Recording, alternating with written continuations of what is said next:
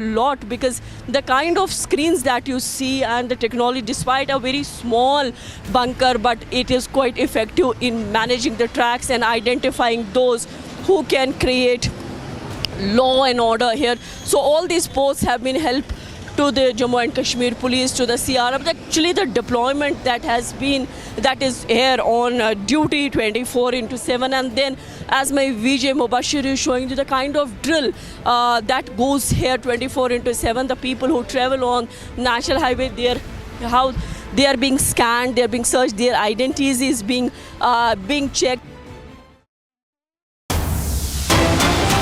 And meanwhile, ladies and gentlemen, big development coming in from the Supreme Court of India. The Supreme Court has directed all owners along the Kanwar Yatra route to display licenses and registration certificates at their establishments. This is a big win for the Yogi Adityanath government coming in from the Supreme Court of India. The order of the Supreme Court now reads that we have been informed that today is the last day of the Yatra. In any case, it is likely to come to an end. At this stage, we say that all respective hotel owners shall comply with the mandate of displaying the license and registration certificates as required statutorily. We will not go into other issues. That's the big statement coming in of the Supreme Court of India on almost the last day of the Kanwar Yatra. Now the Supreme Court refuses to go into the merits of the other arguments and says that all restaurant owners will have to statutorily comply and display their names, that is through the display licenses and the registration certificates. It's a massive vindication and victory for the Yogi Adityanath government. Like last year, even this year, the QR code mandate of the Yogi Adityanath government, which requested all hotel owners to display their names in accordance to the law, was challenged in the Supreme Court. Last year, there was a stay on this order, and now I have my colleague Rhythm joining us live on the broadcast. Rhythm, this is a massive development coming in from the Supreme Court, a big vindication for Yogi government. I think Mukul Rohatgi took it away for the UP government this year when he said the regulations are framed under central law. I think line put the course of the hearing into perfect understanding for the top court. They said it is not the state of UP, but it's a regulation that is under the central law. Last year they had a law and order, Mukul Rohatgi said, when the Kanwariyas were ransacking from Dhaba because of these kind of issues, and that is why the police authority had issued this order.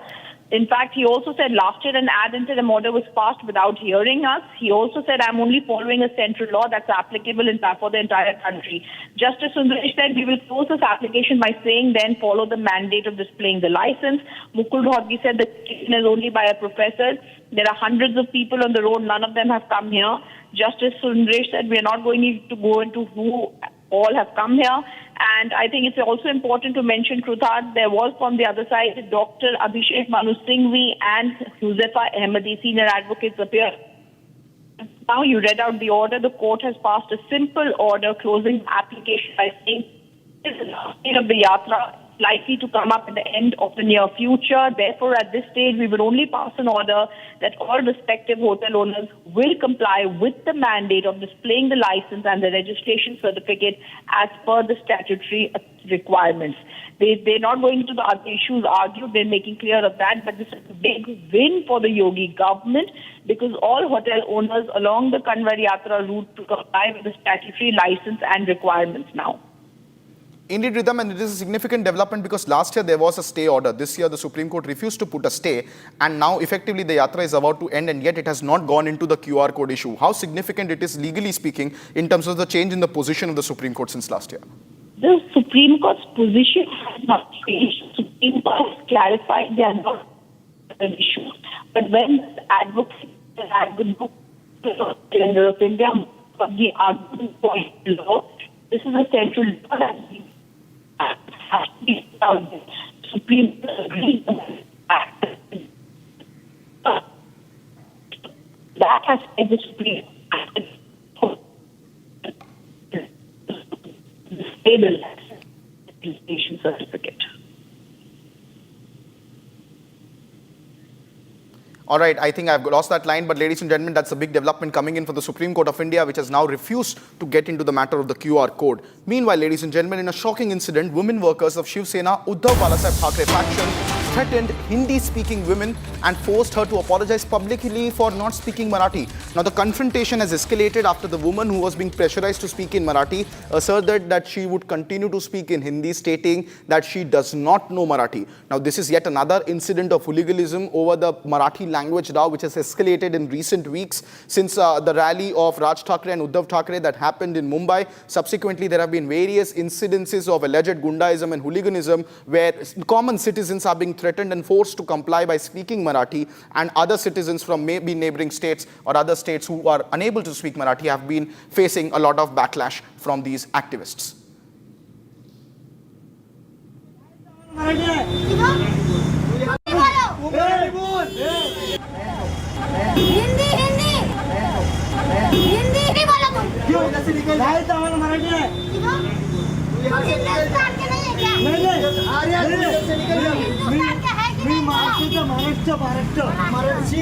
बोलो call चालू है ना मला महाराष्ट्र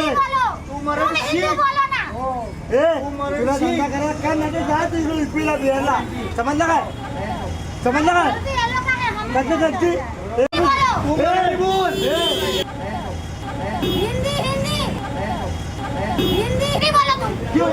जायचं आम्हाला मराठी नाही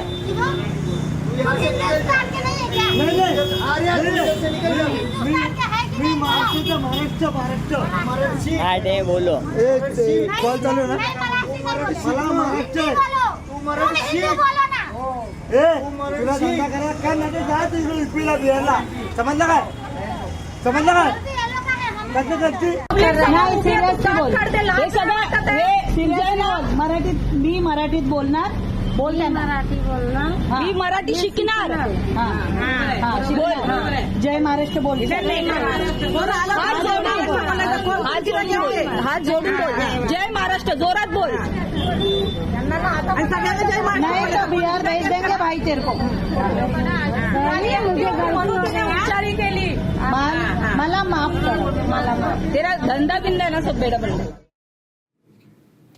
Meanwhile, ladies and gentlemen, that's the story that is developing in Maharashtra. I have my colleague Satya Prakash joining us live on this broadcast. Satya Prakash, where is this entire incident from? And in the second sequence, we also see that the woman was almost forced and coerced into issuing an apology subsequently, surrounded again by some workers of Shiv Sena Uddhav faction this time. देखिए सत्यम, जिस पर घटना हुई उसके बाद कहीं Shiv Sena Uddhav Thackeray group के कार्यकर्ता महिला कार्यकर्ता पहुंची और उनका कहना था कि महाराष्ट्र में रहना है तो मराठी बोलना पड़ेगा। इसी को लेकर विवाद हुआ था और महिला से माफी मांगा गया। मैं इसमें दुकान में मौजूद हूँ, यहाँ पे अंदर महिला है लेकिन वो ज्यादा बात नहीं जिस तरह से लगातार धमकाया गया उनको कहा गया, उसके बाद कहीं मामला बढ़ता गया। और यहाँ पे जो महिला कहना अगर हमें बिहार में नौकरी मिल जाए क्या महाराष्ट्र में मुंबई में एक दिन भी नहीं रहूंगी, तो जिस तरह से धमकाया गया कहा तो महिला कहना है कि मुझे मराठी नहीं आती और यहाँ पे हम किसी साल पहले आए थे और मराठी हम अभी इतनी जल्दी सीख नहीं सकते, इस तरह से हमें धमकाना, इससे माफी मंगाना कहीं गलत है। फिलहाल मामला कहीं जिस तरह महाराष्ट्र में मराठी बनाम हिंदी का मुद्दा लगातार बढ़ रहा है और जिस तरह विवाद बढ़ रहा है तो अलग अलग जगहों पे इस तरह से आ रहे हैं। फिलहाल महिला का कहना है कि अगर आज सरकार हमें बिहार में नौकरी देगी तो आज ही हम महाराष्ट्र छोड़ने के लिए तैयार है। सक्षम कोई छोड़ सकता है अगर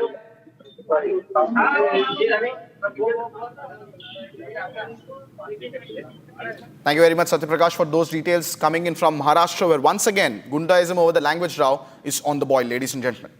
Those are visuals coming in from Ghatkopar last evening, where a woman was allegedly forced by Uddhav Thackeray's party's workers to speak in Marathi. Meanwhile, ladies and gentlemen, a lot more is making news across Bharat. Let me take you through all those headlines in the next 1 minute. Bharat 1 Minute brought to you by Canara Bank. Together, we can. In a major crackdown, security forces in Manipur arrested 7 active insurgents, including 3 KCP cadres, and recovered large cache of arms and ammunition in multiple operations. 2 operations led to the recovery of 37 arms, 156 rounds of ammunition and 4 hand grenades. Additionally, 4 active UPPK cadres were also arrested.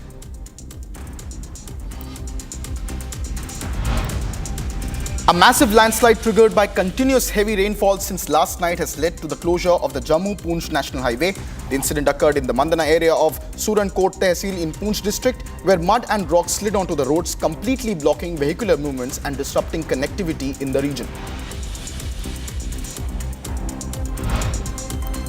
In a joint anti-Maoist operation, the Jharkhand police, along with the Special Task Force and CRPF's 60th Battalion, recovered 14 IEDs weighing 2 kilograms each. Local hand grenades and ammonium nitrate powder and other explosive materials from the jungles were also recovered under the Chaibasa police station limits in West Singhbhum district. According to the police, explosives were destroyed on the spot through a controlled blast as per standard operating procedure.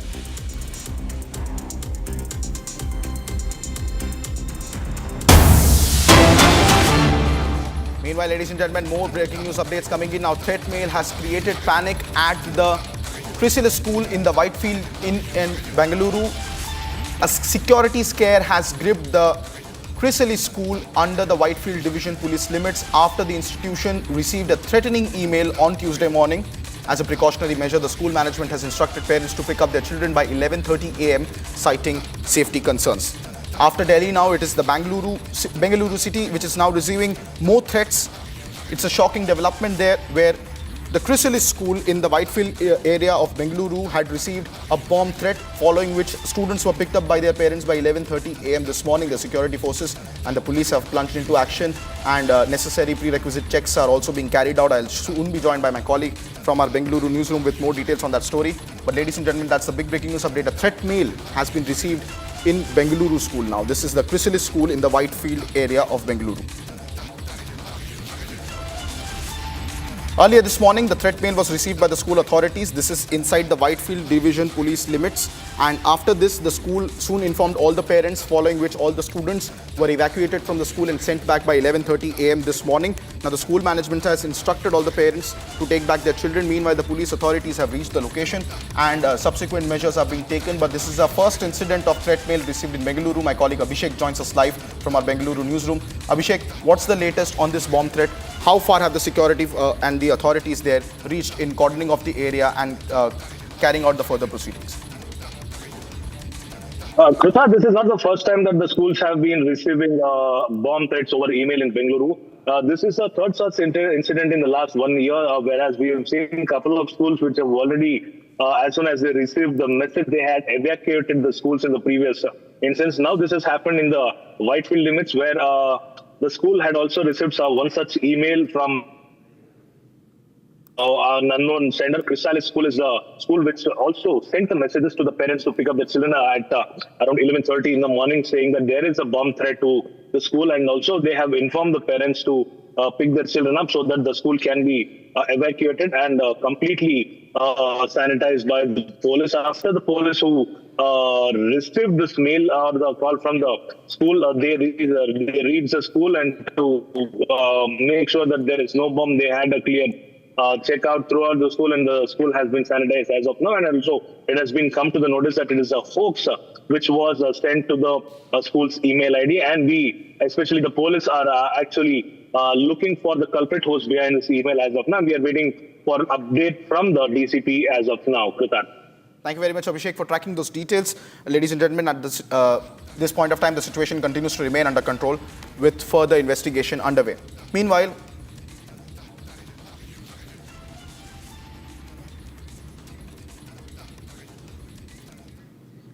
days after a video of a man eating fried chicken inside the Iscon Govinda restaurant in London sparked massive outrage, the man is now in the center of a new controversy and has now issued a statement. This is the full story of what exactly happened at Iscon, London.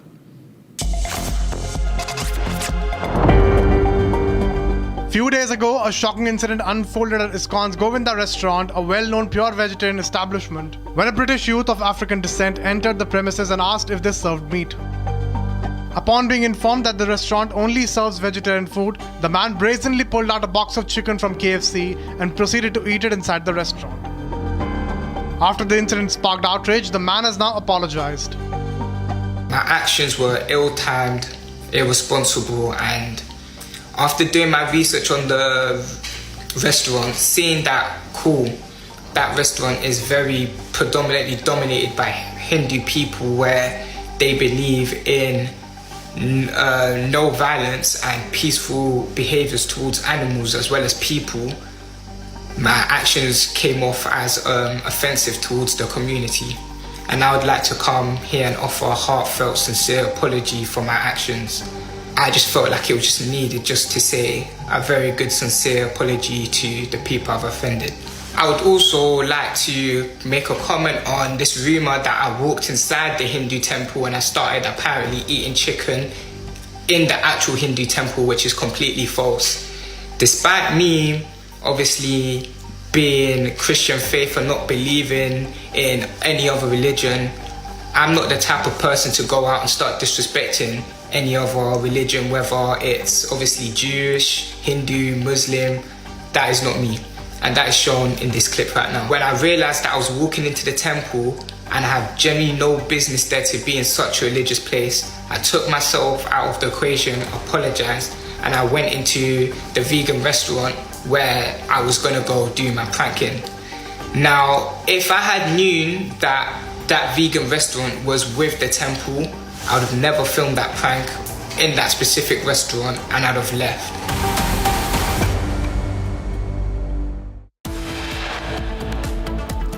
Coming up next on Live and Breaking, Congress questions the timing of Vice President of India's resignation, says it is prompted by the BJP.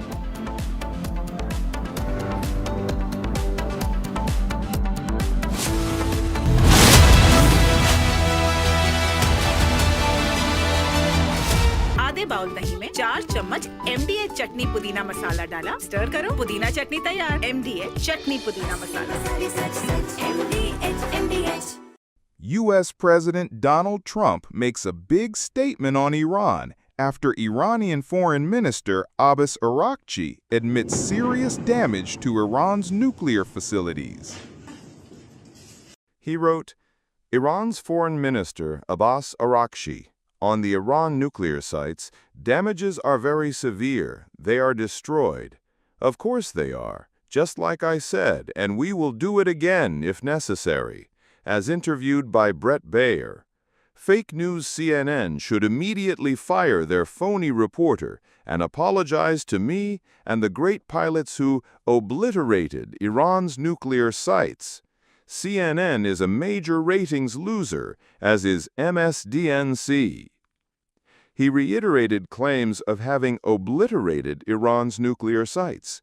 He even reasserted that the U.S. will not walk away from attacking Iran if they deem it to be necessary. A short time ago, the U.S. military carried out massive precision strikes on the 3 key nuclear facilities in the Iranian regime: Fordow, Natanz, and Esfahan. Everybody heard those names for years as they built this horribly destructive enterprise. Our objective was the destruction of Iran's nuclear enrichment capacity and a stop to the nuclear threat posed by the world's #1 state sponsor of terror.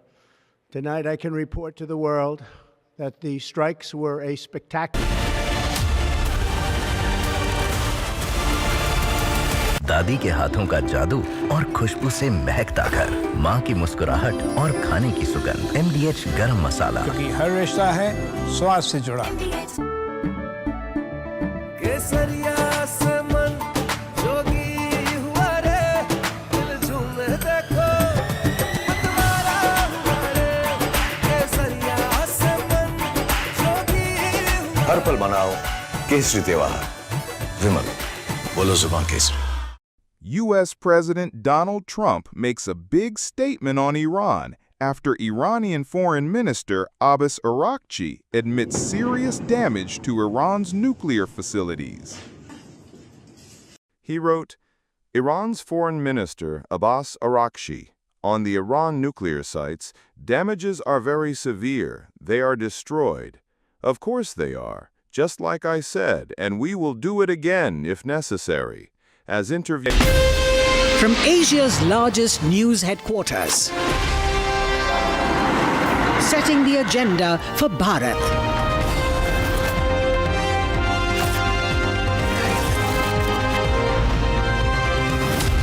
You're watching Republic.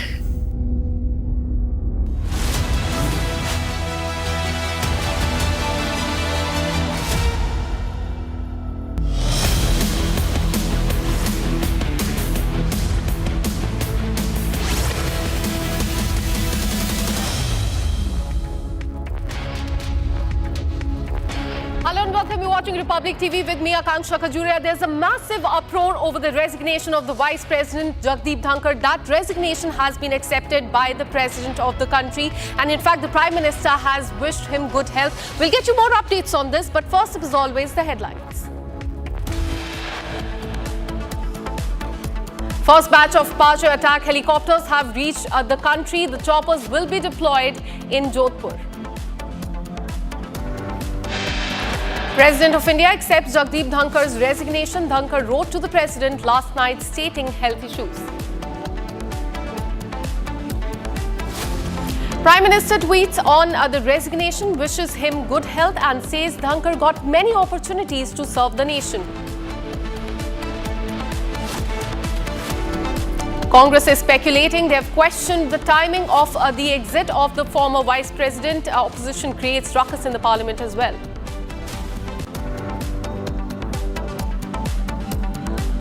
Congress and the opposition parties are raking up Bihar voter list revision matter in the Parliament, likely to protest against that in Parliament today.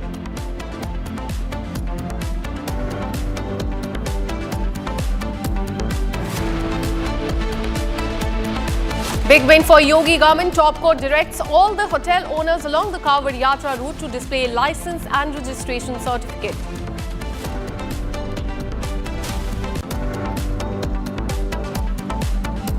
F-35B fighter jet flies out to Australia after being stranded in India for nearly a month.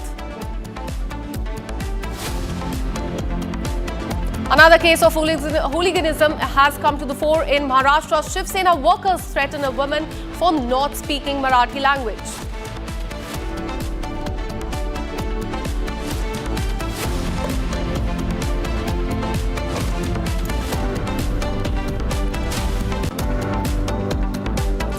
Today is day 2 of the monsoon session of the Parliament, and we have a breaking news update coming in from the Parliament. Rajya Sabha BAC, which is the Business Advisory Committee, will be deciding on the timings of the discussion on Operation Sindoor.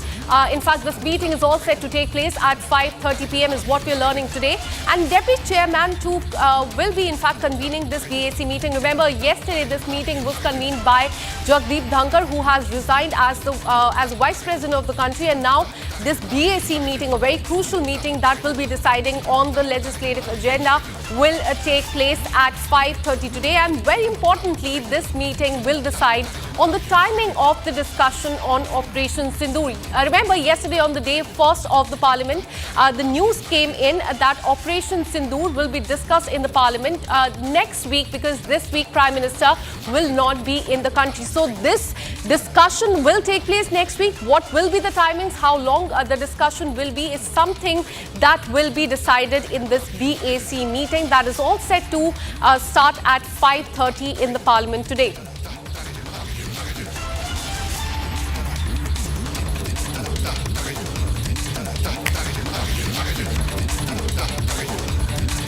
All right, so this crucial meeting will take place in the Parliament today. BAC will decide on the legislative agenda, but most importantly, they will decide on the timing of the discussion on Operation Sindoor, something that opposition parties want the government to discuss.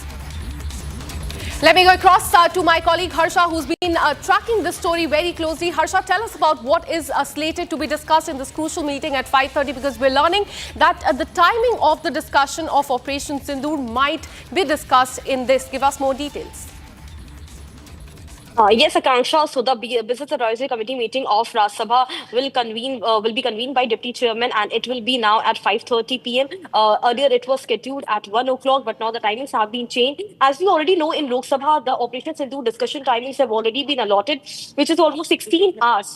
But in Rajya Sabha, it couldn't be decided yesterday because there was no consensus. Twice the meeting happened yesterday of the Rajya Sabha. Of the Rajya Sabha, as we very well know, at around 1 o'clock first the meeting took place. Then at around 4:30 p.m. the meeting took place, and in the yesterday's meeting as well, all the members of the Parliament stated that there was no consensus. Also, JP Nadda and Kiran Rijiju were not present at the 4:30 p.m. meeting yesterday. So today again the meeting at 5:30 p.m. will be convened by Deputy Chairman, and likely today the final consensus will be reached out by all the members of Parliament, where the timings of the Operation Operation Sindoor will be decided, that how much timing will be allotted for the Rajya Sabha Member of Parliament to discuss on Pahalgam and Operation Sindoor, because already the timings of the other bills have already been discussed. About the income tax bill, the Port and the Manipur bill, timings have already been decided. Now it's Operation Sindoor, which the discussion is very important, because the opposition was since day one speaking about the discussion and debate on Operation Sindoor and Pahalgam. So finally, Rajya Sabha timings will also be likely decided today at around 5:30 p.m. when the meeting will take place. Back to you. Absolutely, Harsha. Thank you for all the details. Let me also bring in Soumya, who's reporting live from the Parliament. Soumya, so tell us about the discussion on Operation Sindoor. Remember, the central government said that they are willing to discuss all the issues, including Operation Sindoor. So in Lok Sabha, that discussion will take place for 16 hours next week. What are you learning about as far as Rajya Sabha is concerned? Yes, well, Akanksha, see, it was made very clear by our Parliamentary Affairs Minister Kiren Rijiju on Sunday when the all-party meeting took place, wherein the agendas of the ongoing monsoon sessions were discussed, and wherein all the MPs and all the leaders of the opposition parties raised that they want to have a discussion on various issues. One of the three major issues were related to Operation Sindoor, the Pahalgam attack, which raised questions around the security, the national security, and also the foreign policy, because we saw over the months how President Trump took a claim of brokering the ceasefire between India and Pakistan on 10th of May, when the ceasefire agreement was reached between the two countries, post the escalation that lasted for 4 days. So now, it was made very clear by Kiren Rijiju, the Parliamentary Affairs Minister, that they are up for any sort of discussion which is of utmost national interest. They are not going to shy away from these discussions. However, at the end of the day, they have to understand. By he meant that the opposition parties, the MPs and the leaders have to understand the discussion will only flow in a better manner and will only happen once these are done within the laws, the rules and the conventions.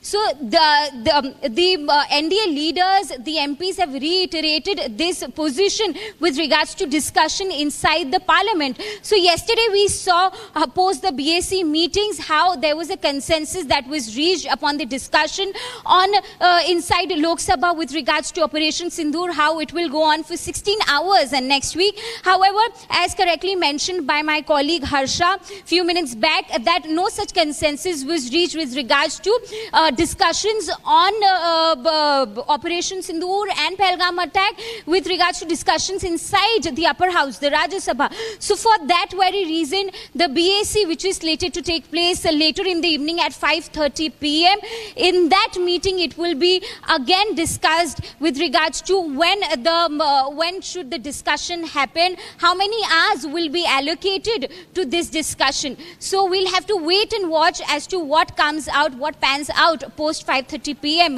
Later today. An important point to note here is that in this meeting today, the Deputy Chairperson Harivansh Narayan Singh will be convening this particular BAC meeting.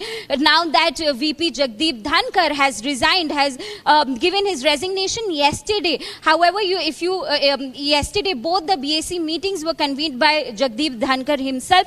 Now, post his resignation, it will be convened by the Deputy Chairperson of the Upper House. Absolutely. So all eyes will be on this crucial BAC meeting that will take place at 5:30 to decide on the timeline of when the Operation Sindoor will be discussed. In fact, both of you stay on with us. There's a massive uproar in the Parliament over the resignation of Jagdeep Dhankar as the Vice President. Now that resignation has been accepted by the President of the country. In fact, remember, he had cited health issues as the reason for vacating the constitutional post. But now the opposition parties are not satisfied with the reason. They claim that there is more to this sudden resignation than meets the eye. Congress has called Dhankar's resignation shocking and unexpected. In fact, Congress leader Jairam Ramesh has questioned the official explanation behind Vice President Jagdeep Dhankar's sudden resignation, hinting at a deeper political undercurrents. He has, in fact, issued this statement as far as the resignation is concerned. We are also getting in exclusive responses after the resignation by Jagdeep Dhankar, which has now been accepted by the President. Listen in. Chaudhary, what's your response to VP's resignation as Congress continuously stating that there is more that meets the eye? अक्लमंद को इशारा काफी है. देश भर समझ रहे हैं कि क्या नाटक चल रही है भाजपा में. ये नाटक चलते रहेगी तो फिर हमने अब ये वायरस जो अजीब वायरस फैल रही है भाजपा में, इसमें कई पेशेंट अब प्रवेश हो जाएंगे. आप देखते रहिए. But as Jairam Ramesh is stating, why Congress believes that something happened between 4:30 p.m. Because JP Nadda responded that he informed Vice President about his skipping the BAC meeting. I don't know. Jairam Ramesh ji may have better knowledge about all this. I am not in the know of all this. But Congress and other opposition parties will be raising this issue in the parliament today? Well, let's see what's going to happen because there's something weird going on. So let's check it. What weird? Ma'am, you're again stating that there's something weird. What look like? The House notification that Parliament will come into session has been given to members of Parliament and the whole country more than 25 days ago. Everything was fine. Suddenly overnight, yesterday the session started. That was also fine. And suddenly by evening there is a crisis and you have the Prime Minister travelling outside the country. Today the country has no Vice President. We are headless in so many ways. बहुत अचानक है, बहुत दुर्भाग्यपूर्ण है. हम तो उनके अच्छे स्वास्थ्य की कामना करते हैं, लेकिन आपने देखा होगा कि सारे विपक्षी दलों के नेताओं ने अपनी चिंता व्यक्त की है, लेकिन केंद्र सरकार की तरफ से किसी मंत्री ने, प्रधानमंत्री जी ने अपना कोई बयान नहीं रखा. तो सवाल ये उठता है कि क्या केंद्र सरकार के पास पहले से जानकारी नहीं थी, क्या पहले से ये सूचना नहीं थी कि उपराष्ट्रपति के मन में ये बात झलक रही है. और अगर नहीं थी तो ऐसा रिश्ता जो एक समय पे हमें लगता था कि बहुत संतुलित रिश्ता था, आज रिश्ता में इतना बदलाव क्यों? क्योंकि कल भी हमने देखा कि उपराष्ट्रपति की एक बैठक में केंद्र सरकार के मंत्री अनुपस्थित थे. तो मुझे ये चिंता का समय लगता है और केंद्र सरकार को देश को स्पष्टीकरण देना अनिवार्य है कि वो देश को किस प्रकार से आगे लेके जाएंगे. देखिए, पूरा दिन आप काम कर रहे हैं, पूरा दिन आप बैठ करके वर्क कर रहे हैं और सबसे मिल भी रहे हैं और सदन सुचारू रूप से चला रहे हैं और अचानक आप एकदम इस्तीफा देते हैं तो इसके पीछे कोई ना कोई कारण है, कुछ तो राज है जिसके पर्दादारी है. तो आप लोग क्या ये कह रहे हैं, तमाम विपक्षी पार्टियां, कि आप लोग इस मुद्दे को क्या सदन में उठाने वाले हैं? क्योंकि जिस तरह से आप लोग के लगातार ट्वीट देखने को मिल रहे हैं, लग रहा है कि आप लोग को ये बात हजम नहीं हो रही है कि वो स्वास्थ्य कारणों से उन्होंने इस्तीफा दिया है. देखिए, स्वास्थ्य कारणों से इस्तीफा होता तो कोई ना कोई स्वास्थ्य का कारण दिखाई देता. आप स्वस्थ तरीके से काम कर रहे हैं, आपके शेड्यूल प्रोग्राम लगे हुए हैं, कोई ना कोई बात है जिससे आप इतना हाथ हुए कि आपको इस्तीफा तक देना पड़ गया. तो सदन में ऐसा क्या हुआ जो आपको लगता है कि जिसकी वजह से ऐसा निर्णय लिया, या फिर वाकई में कुछ है? मैं उस सदन का मेंबर नहीं हूँ, लेकिन कुछ ना कुछ तो है.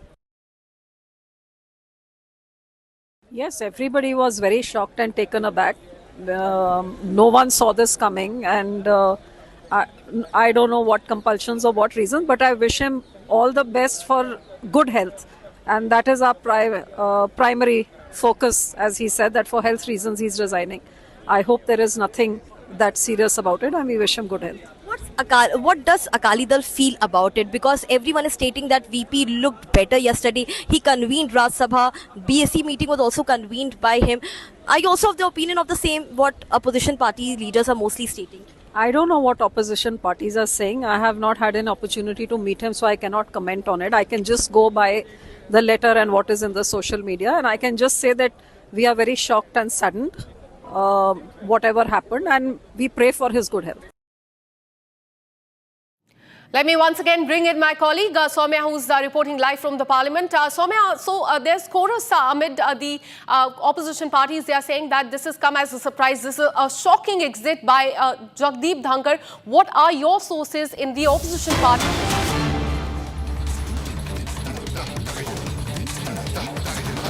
In fact, Soumya, stay on with us. We have a breaking news coming in as far as MiG-21 is concerned.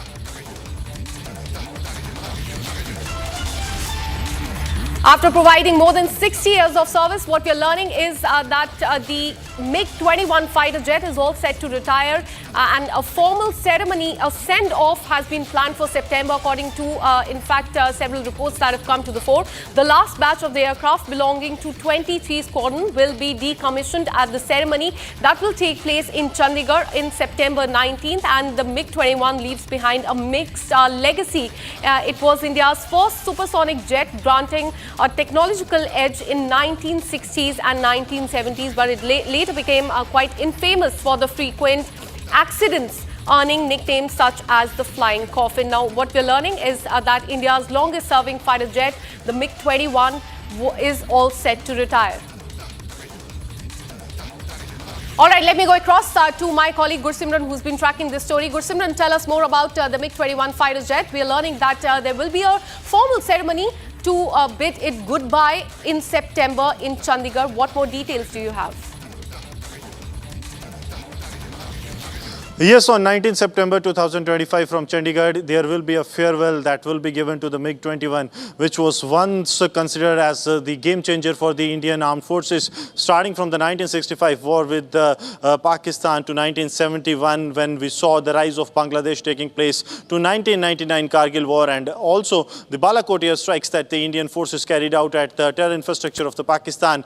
In the Pakistan-occupied Jammu and Kashmir, MiG-21 has played a very pivotal role. And even during the Operation Sindoor, it was all on the toes that if needed, it will deliver what it is actually supposed to, because being the first supersonic jet of the Indian Armed Forces, it has proved its mettle over time. But yes, the fatalities that we have seen during the MiG-21 crashes that have taken place over the time, and often it was referred to as the flying coffin for the Indian Armed Forces, the armed force personnel that are operating the MiG-21. But now the 23rd Squadron, known as the Panther Squadron, that will be retiring, officially bidding a farewell to the Indian Armed Forces on 19th of September, when an official farewell will take place at Chandigarh. See, it is also that earlier we were speaking that as the country moves ahead when it comes to the forward procurements, now those old fleets that have gone through multiple variations over the time, they are now coming to an end, and it was a long pending demand from various quarters that it is a high time, because it's been roughly more than 6 decades time that the MiG-21 has been operational. Now it's the high time to retire it before it actually costs more life to the Indian Armed Forces, to more brave hearts of the country. And now in the month of September, it will be given a farewell. But yes, it has a history starting from the 1965 to its active operations in 2019, when the airstrike was carried out at Balakot terror bases by the Indian Armed Forces. Absolutely, Gursimran. Stay on with us. Let me go across to Pranav, who joins me live from newsroom. Pranav, we're learning that after serving the nation for 60 years, now MiG-21 are all set to retire in September in Chandigarh. In fact, that is when it will be a bid goodbye. Tell us more about the history and how it has served the nation in the last 60 years. The Indian Air Force had actually inducted the MiG-21s in the 60s, in 1963 in fact. So they've been one of the oldest platforms that have been in service in the Indian Air Force. At least, I mean, over the years, while they have participated in most of the exercises and combat operations, over the recent past, in fact, between 2010 to 13, there were 14 MiG-21 crashes. So, there was a time when MiG-21s actually attained the term of flying coffins. So, it's actually an opportune moment for them to get retired. There have been several upgrades, though, but still, the identity that they gained was that of a flying coffin. So, it's probably a high time that the Indian Air Force is retiring them. And they will, of course, be replaced with the incoming aircraft, such as the Rafales and the Tejas. Absolutely. Pranav, also tell us about how it was used during Balakot strike. As you also mentioned, it was called flying coffin because of spate of incidents that had come to the fore. Could you tell us about these incidents in the last few years? Could you just repeat the question? Pranav, as you rightly said, that this was called as the flying coffin because of the spate of incidents that have come to the fore. Could you walk us through those incidents that led to it being named as flying coffin? Yes, actually, there were a number of crashes that took place. There were, in fact, certain organizations that were created. In fact, widows of pilots who had lost their lives in MiG-21 crashes had, in fact, made a case to the defense ministers. Subsequent, 2 or 3 defense ministers during different terms, were given with these representations. So that these crashes are the ones that led. As I said, between 2010 and 13 alone, that is just before this government took over, in fact, there were 14 MiG-21 crashes. So that's one of the reasons which led to them being labeled as flying coffins. Absolutely. So after serving the nation for close to 60 years, now it is all set to retire. Thank you so much, Pranav and Gursimran, for giving us all those details. Now shifting our focus, the Amarnath Yatra is in full swing amid the heightened security in Jammu and Kashmir, and multiple agencies including the JK Police, the CRPF, ITBP Army and the Shrine Board are operating together under one roof, ensuring seamless communication and quick response. Our colleague Zeenat Faisal brings us the report from the ground.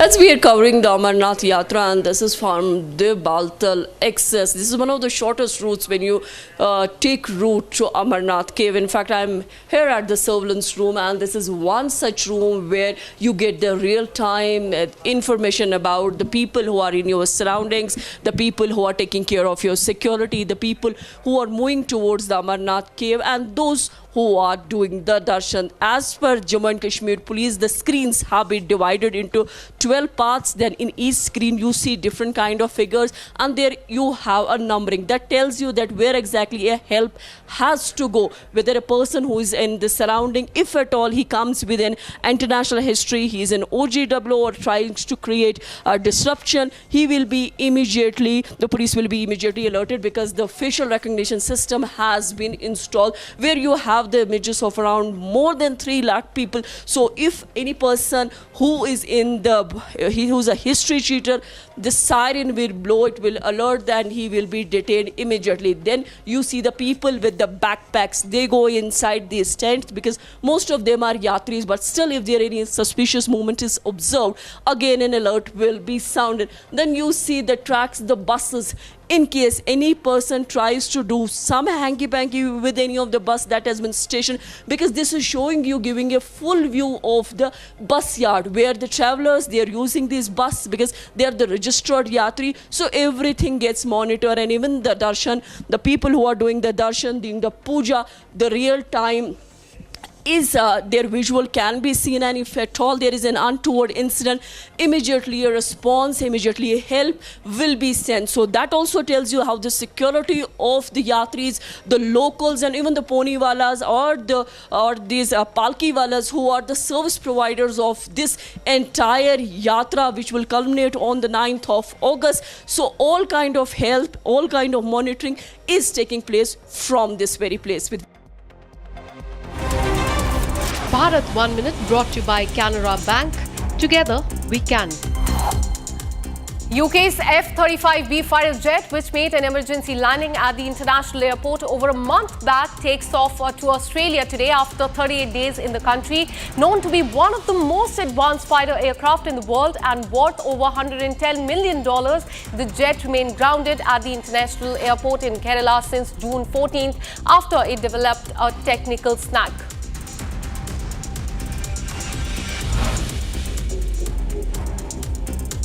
The Uttarakhand police shot and injured a cow smuggler during the encounter in Udham Singh Nagar. One of the cow smuggler was shot in the leg by the police officials and arrested from the spot. The opposition MLA staged massive protests outside the Bihar Vidhan Sabha in Patna against the Election Commission's special intensive revision ahead of the Bihar Assembly elections. The Bihar Assembly Speaker slammed the opposition parties, saying that the opposition MLAs only want to create ruckus and people of the state are witnessing their tactics.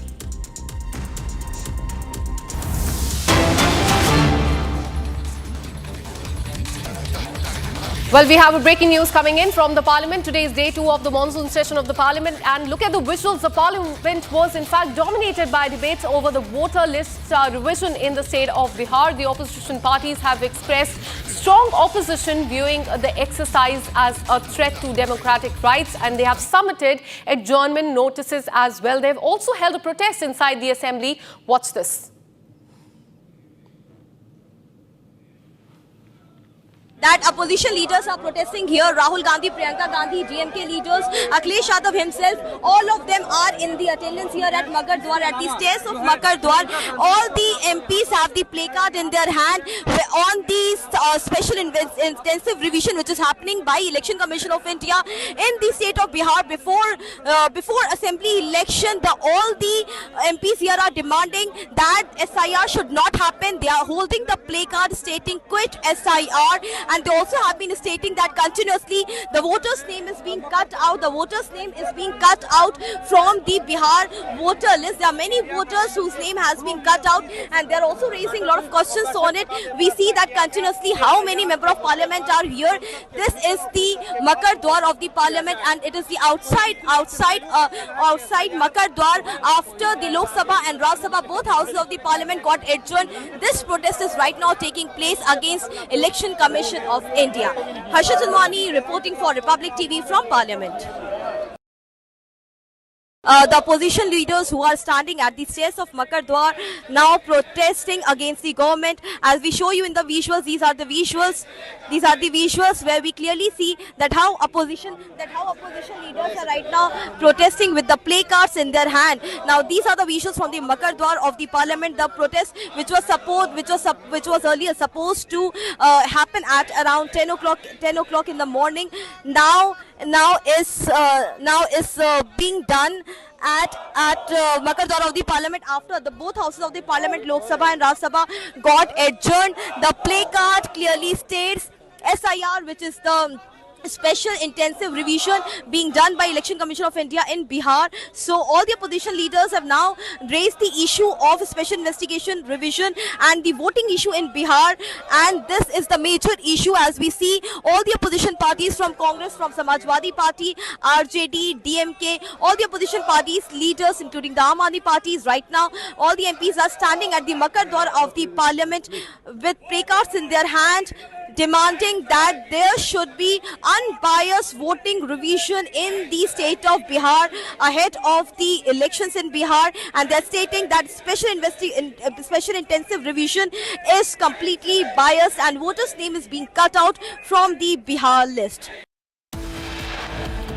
And with this, we're taking a very short break. Coming up on the other side, President of India has accepted Jagdeep Dhankar's resignation. Dhankar wrote to the President last night stating the medical issues. Big win for Yogi government. Top court has directed all the hotel owners along the Kanwar Yatra route to display license and registration plates. This and much more on the other side. Stay with us.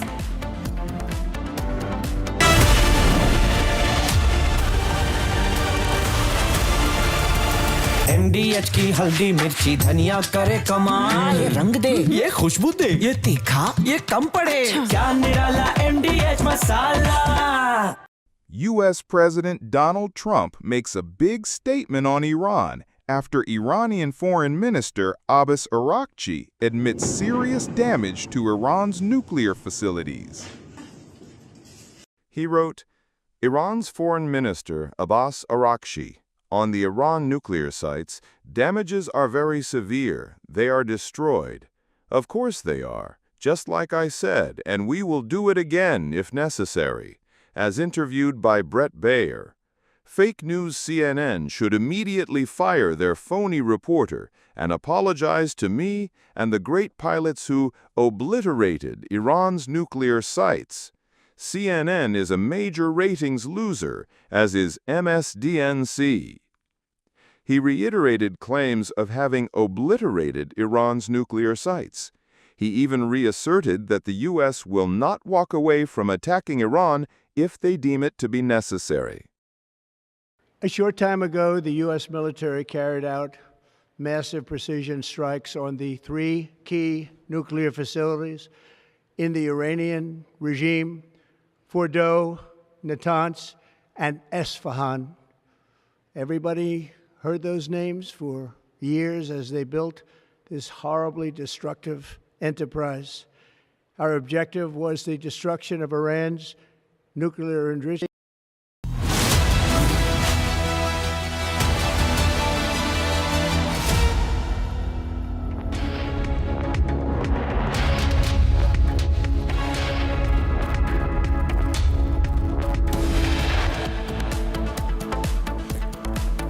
Top headlines at 1:30 p.m. on Tuesday afternoon. First batch of Apache attack helicopters reaches India. Choppers to be deployed in Jodhpur.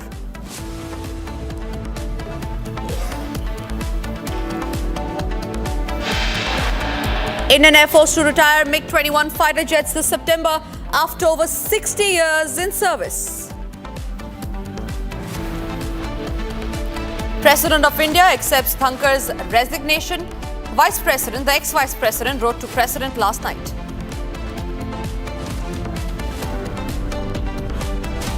Prime Minister Modi tweets on Jagdeep Dhankar's resignation, wishes him good health and says he got many opportunities to serve the nation.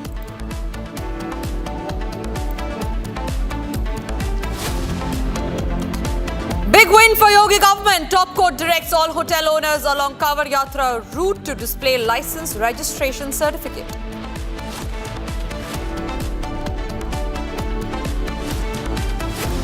British Royal Navy's F-35B fighter flies out to Australia after being stranded for nearly a month at Kerala's Thiruvananthapuram airport.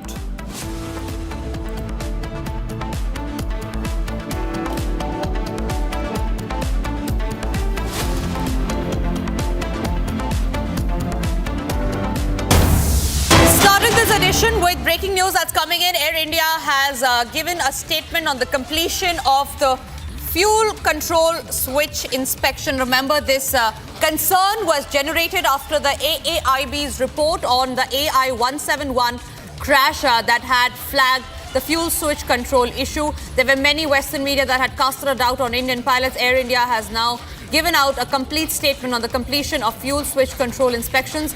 They said that Air India has completed precautionary inspections on the locking mechanism of fuel control switch, that is the FCS, on all Boeing 787 and Boeing 737 aircraft in its fleet. In the inspections, no issues were found with the said locking mechanism. Air India has started voluntary inspections on July 12 and completed them within the prescribed time limit that was set by the DGCA. The same has been communicated to the regulator. This is the complete statement of Air India. In fact, the statement was issued just 10 minutes back. Air India saying that in the inspections, no issues were found with the said locking mechanism. Air India had started voluntary inspections on July 12 and completed them within the prescribed limit set by the DGCA. The same has been communicated to the regulator. Air India also says that it remains committed to the safety of the passengers and the crew members. On that note, I am being joined by Group Captain GP Vajpayee, an aviation expert. Group Captain, thank you very much for speaking to the Republic on this. Air India giving itself a clean sheet, saying that it has completed the mechanism, the fuel control switch mechanism. The issue was raised after the AAIB's report. What are your first comments on that? Madam, good afternoon to you and to millions of your viewers. As far as on this particular point, I am in agreement with the inspection done by Air India. As such, the AIIB has not casted any doubt on the serviceability of fuel control switch. The report was very clear. In fact, the subject fuel cutoff switch was operated on ill-fated aircraft 3 times. First, one engine was started on the ground. Second, one it is thought that it is through manual intervention that the fuel cutoff switch transition that took place from run to cutoff position, and subsequently during the relight attempt, again these switches were moved from the cutoff position to run position. All 3 times it has operated perfectly all right, and during the debris recovery also, the fuel cutoff switch was found in the run position. That's the one point. Second point, as this fuel cutoff switch is a mechanical toggle switch which moves from the cutoff to run position by lifting it and leaving it in the well, and then it remains over there, it is quite unlikely that it will move of its own. Yes, in the past, in one of the 737 MAX, this incident had taken place. But to best of my appreciation of the prelim report, the switch was not at all, the failure of the switch was not at all the cause of the accident took place on AI-171. Right. So one more question that I want to ask you right now is, don't you think the inspection comes too little and too late as an action? Air India should have done that much earlier, and the fatal crash that happened in Ahmedabad could have been avoided. All right. I request Group Captain GB Bajpai to please stay with me, because I'm also being joined by Meenu Wadia. He's also an aviation expert, also a former Air India captain. Meenu Wadia, what do you think about the inspection that Air India says is now completed? They say that no faults have been found and the thorough checks of Boeing 787 and 737 have been done. But don't you think this action comes too little, too late, and after the fatal crash had already happened? Yes, sir, it is fine if the checks have been done as mandated by DGCA. But you should remember that this was never the cause of the accident to start with. So to be cautious and do the checks is a perfectly fine thing. But the switches, positions, or the problem, the SIG was never the doubt in any case earlier also. So the crash is totally independent of the checks which have actually happened. Right. Sir, agreed on the point that this was never the point of contention as far as the crash is concerned, but it did raise several eyebrows, because if you talk about the Western media, it did raise several questions as far as the Indian pilots are concerned, because the AAIB report had highlighted the cause as one of the fuel switch could have been one of the cause. The AAIB report had said that there was a conversation between the pilots. It remained a cause of concern. The whole world was talking about that, and the AAIB and the DGCA have to come clear on that note. With that, I would like to thank both my guests, and moving on to some other stories that we're tracking. This one from the state of Maharashtra, where Maharashtra Agriculture Minister, after he was found in a rummy row, he has now said that he is willing to take legal action against the opposition leaders who defamed him by sharing a video claiming he was playing a game of rummy on his mobile phone inside the assembly. The NCP leader has asserted that he does not even know how to play online rummy, and he said that he will write to Chief Minister Devendra Fadnavis and Legislative Council person Ram Shinde to investigate the video.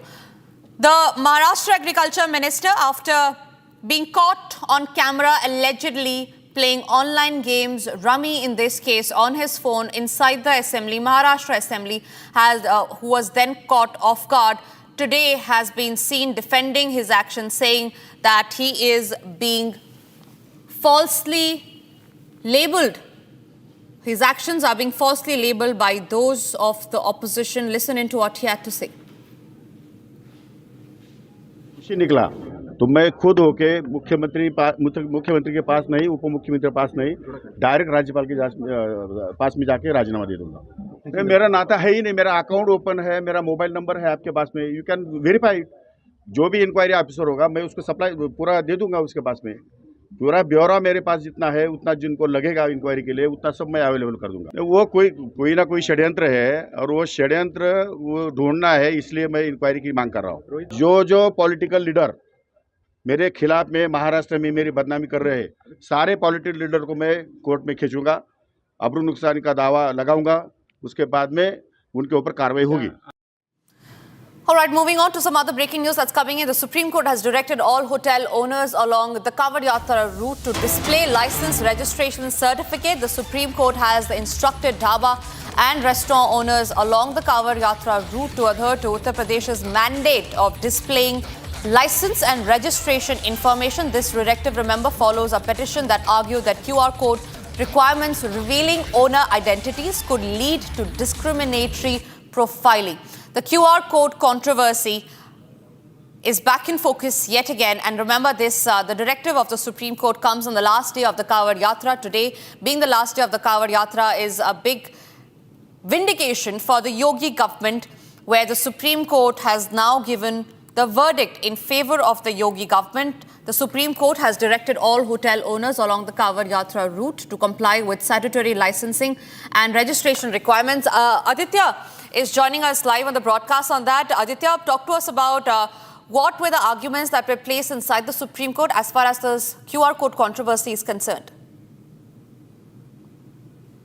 Today in the Supreme Court has directed the vendors to comply by the statutory requirements of having license or mandates regarding certificate.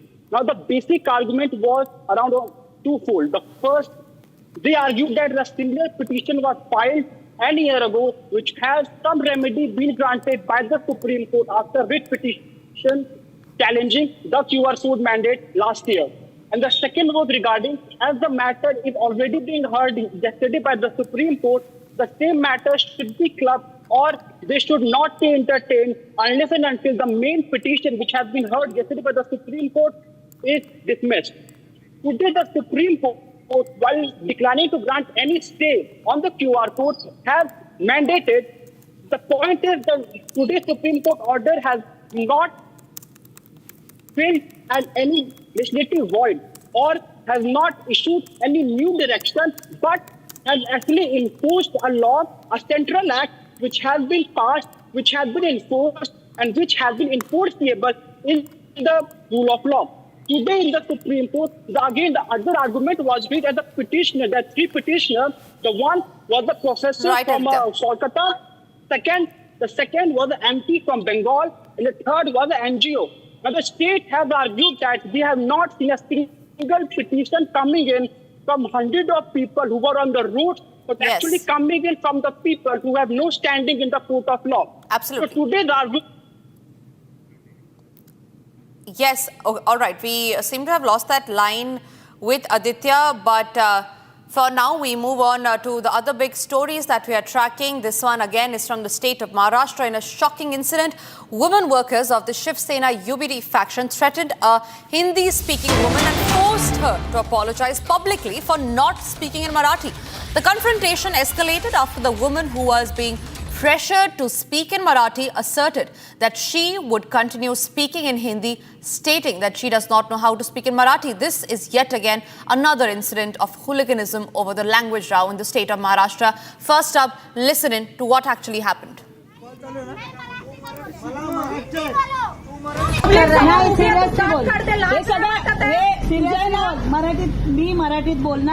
बोल मराठी बोलणार मी मराठी शिकणार बोल जय महाराष्ट्र बोल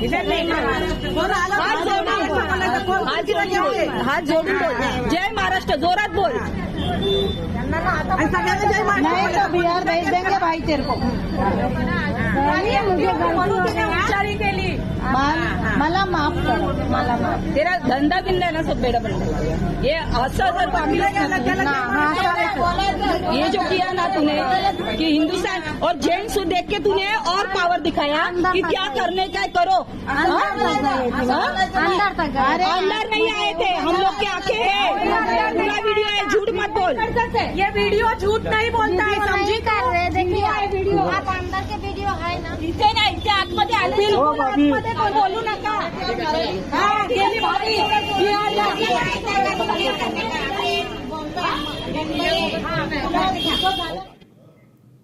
The Amarnath Yatra is in full swing, and even as the security forces remain on high alert amid the ongoing Yatra, Republic gains exclusive access to facial recognition watch list of the anti-national elements and overground workers. Our colleague Zeenat brings you this report. Take a look.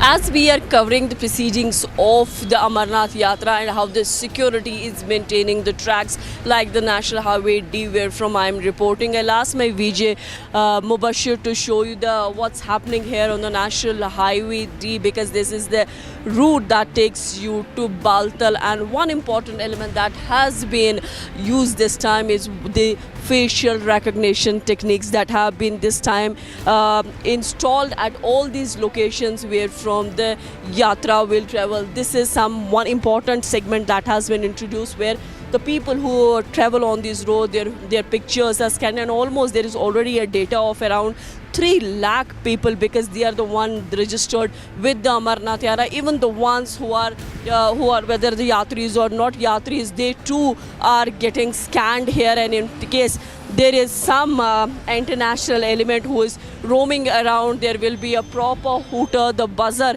and this the post that you see here, that they have a complete data of those international like OGWs who have the links with the terror organization. The hooter will buzz and will immediately alert those people who are here and they are the part of the deployment. Then this person will be segregated from the rest of the lot, because the kind of screens that you see and the technology, despite a very small bunker, but it is quite effective in managing the tracks and identifying those who can create law and order here. So all these posts have been helped to the Jammu and Kashmir police, to the CRF. Actually the deployment that is here on duty 24/7, and then as my VJ Mubashir is showing you the kind of drill that goes here 24/7. The people who travel on National Highway, how they are being scanned, they are being searched, their identities is being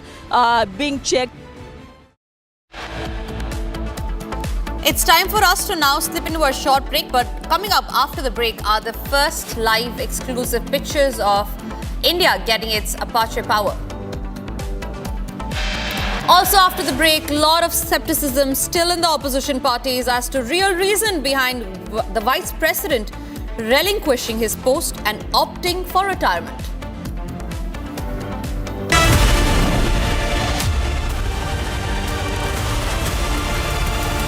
secret recipe MDH का जीरा SIP जल जीरा मसाला।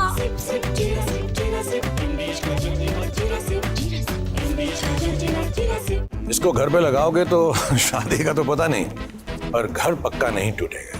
रुंगटा नहीं तो घर strong नहीं। Rungta steel TMT बार एकदम solid. पहाड़ों में एक हाइकिंग शिप भी बन सकती है।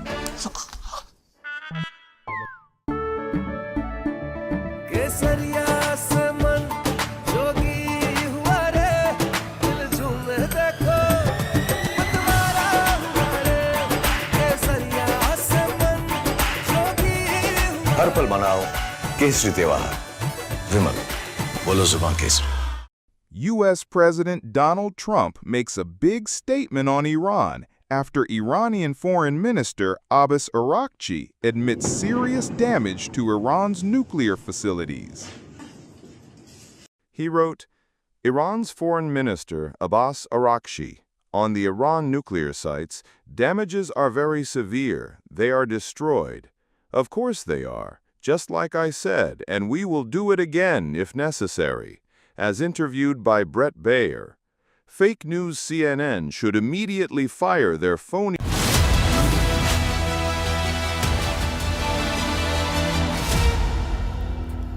Thank you for staying with Republic. Moving across to some more breaking news that's coming in. The Andhra Pradesh Deputy Chief Minister Pawan Kalyan has slammed the Mughal era atrocities. He says that the textbooks have glorified the Mughal era. He also added that India has never conquered any territory and never attacked anyone. This country, in fact, was invaded. That big statement coming in by the Deputy Chief Minister of Andhra Pradesh, Pawan Kalyan, hitting back at the Mughal era atrocities, saying that the textbooks have in fact glorified the Mughal era and that India never conquered any territory. In fact, India was the country that was invaded by the Mughals.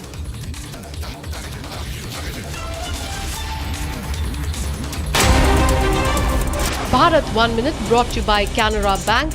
Together we can. Let's also have a quick check of the other stories that we're tracking in Bharat in 1 minute. Indian leaders protested against the ongoing special intensive revision of the electoral rules in Bihar, alleging that voting rights of people are being taken away. Multiple leaders, including Lok Sabha's leader of opposition Rahul Gandhi and Samajwadi Party chief Akhilesh Yadav, protested against the Bihar special intensive revision, calling for the exercise to be stopped. Two miscreants allegedly involved in the Chandan Mishra murder case were injured in an encounter with Bihar Special Task Force and Bhojpur police on Tuesday. The miscreants have been identified as Balwant Kumar Singh and Ravi Ranjan Kumar Singh. They have been arrested by Bihar police and are currently being treated in a hospital. The police has also seized 2 pistols and 1 magazine. Indian Air Force will retire its remaining MiG-21 fighter jets with special farewell ceremony in the month of September 2025. The Indian Air Force has 36 MiG-21 fighter jets in its arsenal. The Russian-made jet first entered service in India in 1963.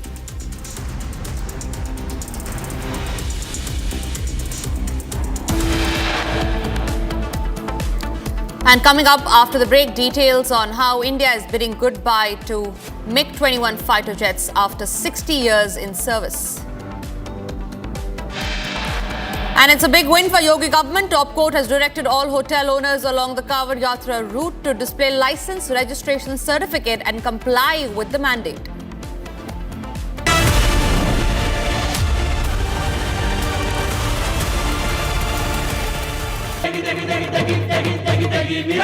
MDH की देगी मीरज, देगी मिर्च का तड़का, अंग अंग फड़का। MDH की देगी मीरज। इस साल का जो प्रॉफिट है इंटरेस्ट पे डाल देंगे, हर महीने ब्याज का पैसा आता रहेगा। अगर रेगुलर इनकम ही चाहिए तो आप वो पैसे फिक्स्ड इनकम फंड्स में डाल दो। वो क्या होता है? फिक्स्ड इनकम म्यूचुअल फंड्स चुने हुए ब्याज देने वाली कंपनी बॉन्ड्स, गवर्नमेंट बॉन्ड्स और मनी मार्केट में इन्वेस्ट करते हैं। सिस्टमैटिक विथड्रॉल प्लान से आपको on the dot fixed amount भी आता रहेगा। म्यूचुअल फंड में फिक्स्ड इनकम वाली बात सही है।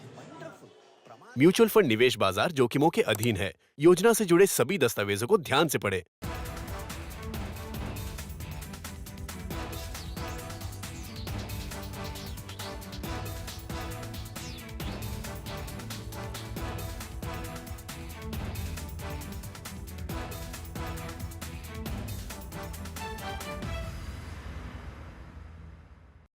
U.S. President Donald Trump makes a big statement on Iran after Iranian Foreign Minister Abbas Araghchi admits serious damage to Iran's nuclear facilities. He wrote, Iran's Foreign Minister Abbas Araghchi, on the Iran nuclear sites, damages are very severe. They are destroyed. Of course they are.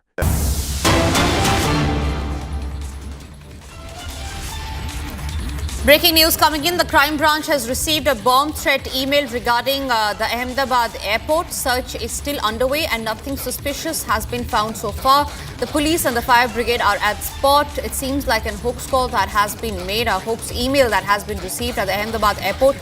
But a cause of concern because remember just last week there were 40 schools in the national capital that had received bomb threat mails.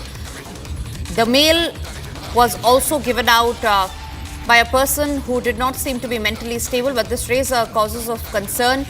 And this time, after the educational institutes, there is this Ahmedabad airport that has received a bomb threat. The searches are underway and nothing suspicious has been found so far. And in a similar case that has now come to light from the Nagpur airport, the Nagpur airport management has also received a threat through an anonymous email. The mail says that the airport will be blown up with explosives. The mail, it came on the airport website at around 9:30 a.m. The police has started investigating the airport area and so far nothing objectionable has been found.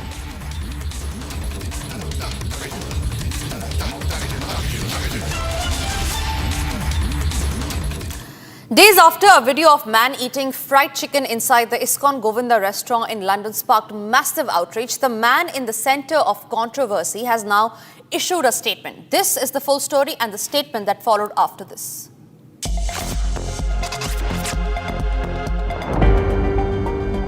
Few days ago, a shocking incident unfolded at Iscon's Govinda restaurant, a well-known pure vegetarian establishment, when a British youth of African descent entered the premises and asked if they served meat.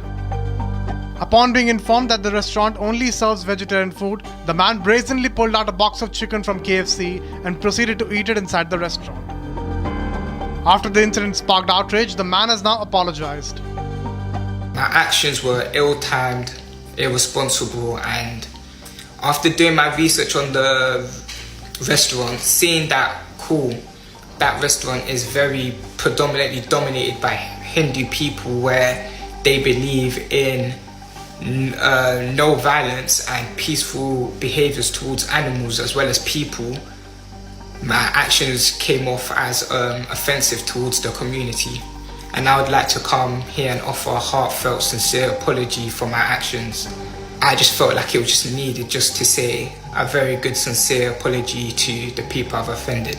I would also like to make a comment on this rumor that I walked inside the Hindu temple and I started apparently eating chicken in the actual Hindu temple, which is completely false. Despite me obviously being Christian faith and not believing in any other religion, I'm not the type of person to go out and start disrespecting any other religion, whether it's obviously Jewish, Hindu, Muslim. That is not me. And that is shown in this clip right now. When I realized that I was walking into the temple and I have genuinely no business there to be in such a religious place, I took myself out of the equation, apologized, and I went into the vegan restaurant where I was gonna go do my pranking. Now, if I had known that that vegan restaurant was with the temple, I would have never filmed that prank in that specific restaurant and I'd have left.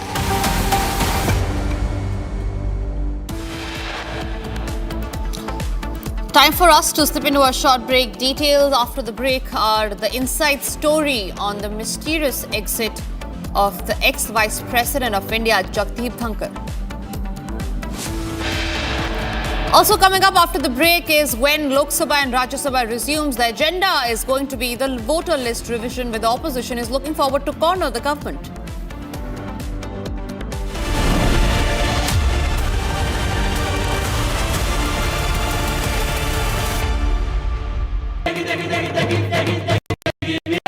MDH की देगी मिर्च का तड़का, अंग अंग फड़का। MDH की देगी मिर्च। केसरिया से मन जोगी हुआ रे, दिल झूमे देखो मतवारा हुआ रे। केसरिया से मन जोगी। हर पल मनाओ केसरी त्योहार। विमल, बोलो जुबान केसरी। MDH की हल्दी मिर्ची धनिया करे कमाल, ये रंग दे, ये खुशबू दे, ये तीखा, ये कम पड़े, क्या निराला MDH masala. U.S. President Donald Trump makes a big statement on Iran after Iranian Foreign Minister Abbas Araghchi admits serious damage to Iran's nuclear facilities. He wrote, Iran's Foreign Minister Abbas Araghchi, on the Iran nuclear sites, damages are very severe. They are destroyed. Of course they are, just like I said, and we will do it again if necessary. As interviewed by Brett Baer, fake news CNN should immediately fire their phony reporter and apologize to me and the great pilots who obliterated Iran's nuclear sites. CNN is a major ratings loser, as is MSDNC. He reiterated claims of having obliterated Iran's nuclear sites. He even reasserted that the U.S. will...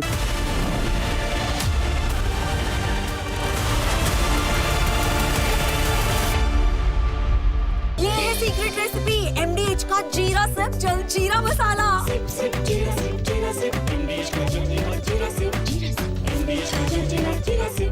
U.S. President Donald Trump makes a big statement on Iran after Iranian Foreign Minister Abbas Araghchi admits serious damage to Iran's nuclear facilities. He wrote, Iran's Foreign Minister Abbas Araghchi, on the Iran nuclear sites, damages are very severe. They are destroyed. Of course they are, just like I said, and we will do it again if necessary. As interviewed by Brett Baer, fake news CNN should immediately fire their phony reporter and apologize to me and the great pilots who obliterated Iran's nuclear sites. CNN is a major ratings loser, as is MSDNC. He reiterated claims of having obliterated Iran's nuclear sites. He even reasserted that the U.S. will not walk away from attacking Iran if they deem it to be necessary. A short time ago, the U.S. military carried out massive precision. From Asia's largest news headquarters, setting the agenda for Bharat.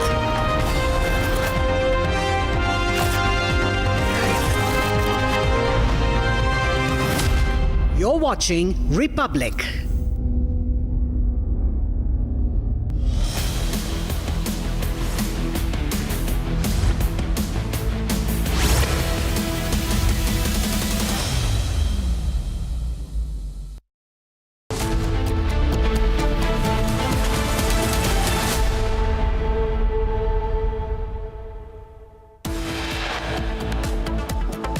First batch of Apache attack helicopters reaches India. Choppers to be deployed in Rajasthan's Jodhpur. Indian Air Force to retire the MiG-21 fighter jets this September after over 60 years in service.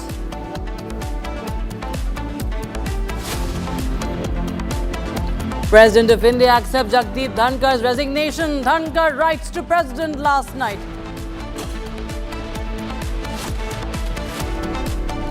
Prime Minister Modi tweets on Jagdeep Dhankar's resignation, wishes him good health and says he got many opportunities to serve the nation. Big win for Yogi government. Top court directs all hotel owners along the Kanwar Yatra route to display license plate registration certificate. British Royal Navy's F-35B fighter flies out to Australia after being stranded for nearly a month at Kerala's Thiruvananthapuram airport.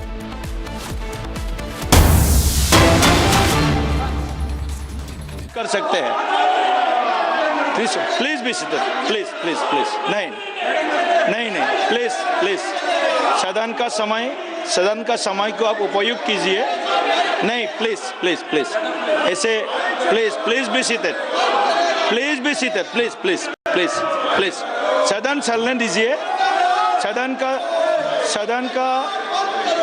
का समय सबका है please सदन को चलने दीजिए please आप लोग बैठिए please be seated please be seated सभी आपका सभी मुद्दे का ऊपर सदन में चर्चा होगा सदन में पूरा चर्चा होगा आपको पूरा मौका मिलेगा प्लीज बी सीटेड प्लीज सदन में प्लीज बी सीटेड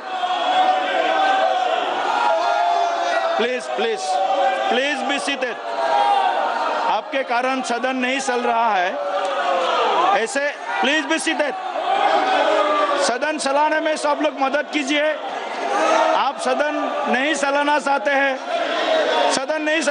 हैं अगर सदन नहीं चलाना चाहते हैं सभा की कार्यवाही बुधवार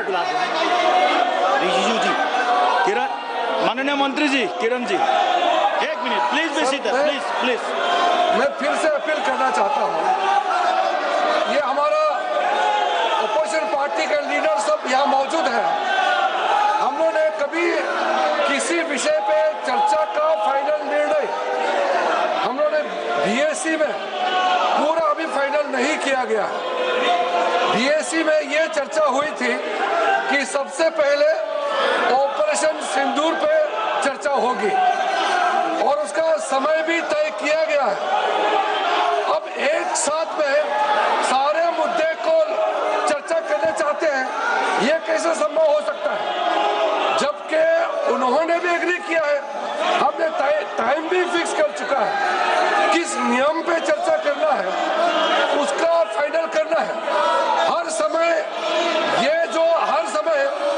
यहाँ ये तकिया लेकर के जो नियम के विरुद्ध में जो प्रदर्शन करता है मैं उसका खंडन करता हूँ ये निंदनीय है सभापति महोदय जी ये सब सुन रहे हैं ये मेरा बात सुन रहे हैं ये बिजनेस एडवाइजरी कमेटी में हम लोग जो बात करते हैं और सबने कहा कि ये प्लकार्ड लेकर के सदन में नहीं आएंगे फिर ये अपने एमपीओ को ये पोस्टर बैनर लेकर के सदन को इस तरीके से डिस्टर्ब करना ये तो बहुत आपत्तिजनक है जी और वो चर्चा मांग रहे हैं हम चर्चा के लिए तैयार है फिर ये सदन चलने नहीं देते हैं ये डबल स्टैंडर्ड बिल्कुल गलत बात है चर्चा चाहते हैं तो ये हंगामा मत करो सरकार ने बार बार कहा है कि हम चर्चा करना चाहते हैं फिर ये हंगामा क्यों कर रहे हैं कौन जिम्मेदार लेगा देश का करोड़ों टैक्स मनी को आप लोग हंगामा करके बर्बाद कर रहे हैं जवाब देना पड़ेगा हम लोग सुबह से तैयार करके आते हैं बिजनेस लेके आते हैं चर्चा के लिए हम लोग तैयार हैं आप लोग सदन का समय बर्बाद कर रहे हैं ये सब हमारा जो कांग्रेस पार्टी और उनके कुछ साथियों ने जो 2 दिन से जो हंगामा कर रहे हैं मैं इसका खंडन करना चाहता हूँ धन्यवाद देखिए ये सदन का ये अच्छी परंपरा नहीं है। बार बार आप लोग प्ले कार्ड पोस्टर्स लेकर के सदन में इस तरह का परिस्थिति, इस तरह का व्यवहार ये गणतंत्र के अच्छी स्वास्थ्य के लिए ठीक नहीं है। आप गणतंत्र को स्वस्थ रखिए, गणतंत्र में आपको सम्मिलित होइए। माननीय मंत्री जी ने बोला है हर विषय के ऊपर, हर मुद्दे के ऊपर सदन में चर्चा होगा। बीएससी मीटिंग में तय हुआ है। अगर आप सदन नहीं चलाना चाहते हैं, सभा की कार्यवाही बुधवार दिनांक 23 जुलाई 2025 को प्रातः 11 बजे तक के लिए स्थगित की जाती है। All right, viewers, so that was the ruckus in the parliament. You just witnessed earlier the Rajya Sabha was adjourned, and this is the live visual coming in from the Lok Sabha where Kiren Rijiju was speaking. As he was speaking, there was continuous disruption, there was ruckus and sloganeering in the parliament, and he schooled the opposition for disrupting monsoon session. He says that the centre is ready to discuss and debate on the issues, but they are not allowing that. They continue to disrupt the parliament, as the opposition has been doing this since yesterday. As we've seen, Rijiju has dared the opposition for a debate, that you should debate instead of just disrupting, and they should not be wasting the taxpayers' money. So that was Kiren Rijiju there, was schooling the opposition over what's been happening for the past 2 days. This is day 2 of the monsoon session, remember, and the opposition MPs continue to create ruckus in the parliament. And we have more updates coming in, viewers. Remember, Lok Sabha has been adjourned for the day now amid a massive sloganeering by the opposition. The Congress has been questioning also about what has happened in the past 24 hours. Remember, Jagdeep Dhankar has resigned, and his resignation has been accepted by the president. So there are multiple updates coming in right now, and Lok Sabha, Rajya Sabha both have been adjourned over the ruckus by the opposition, as the opposition continues to disrupt the functioning of the House. And Congress, meanwhile, has been also alleging that behind Dhankar's resignation there is something far more than meets the eye, and demanding answers for that. The opposition has also stormed the well of the House today, and there have been massive sloganeering, and both the houses have been adjourned till tomorrow. So this is the breaking news we have right now, and in fact, viewers, we will get you more updates. But another big story, viewers, is about Jagdeep Dhankar. His resignation is making headlines. Resignation has been accepted by the President of India.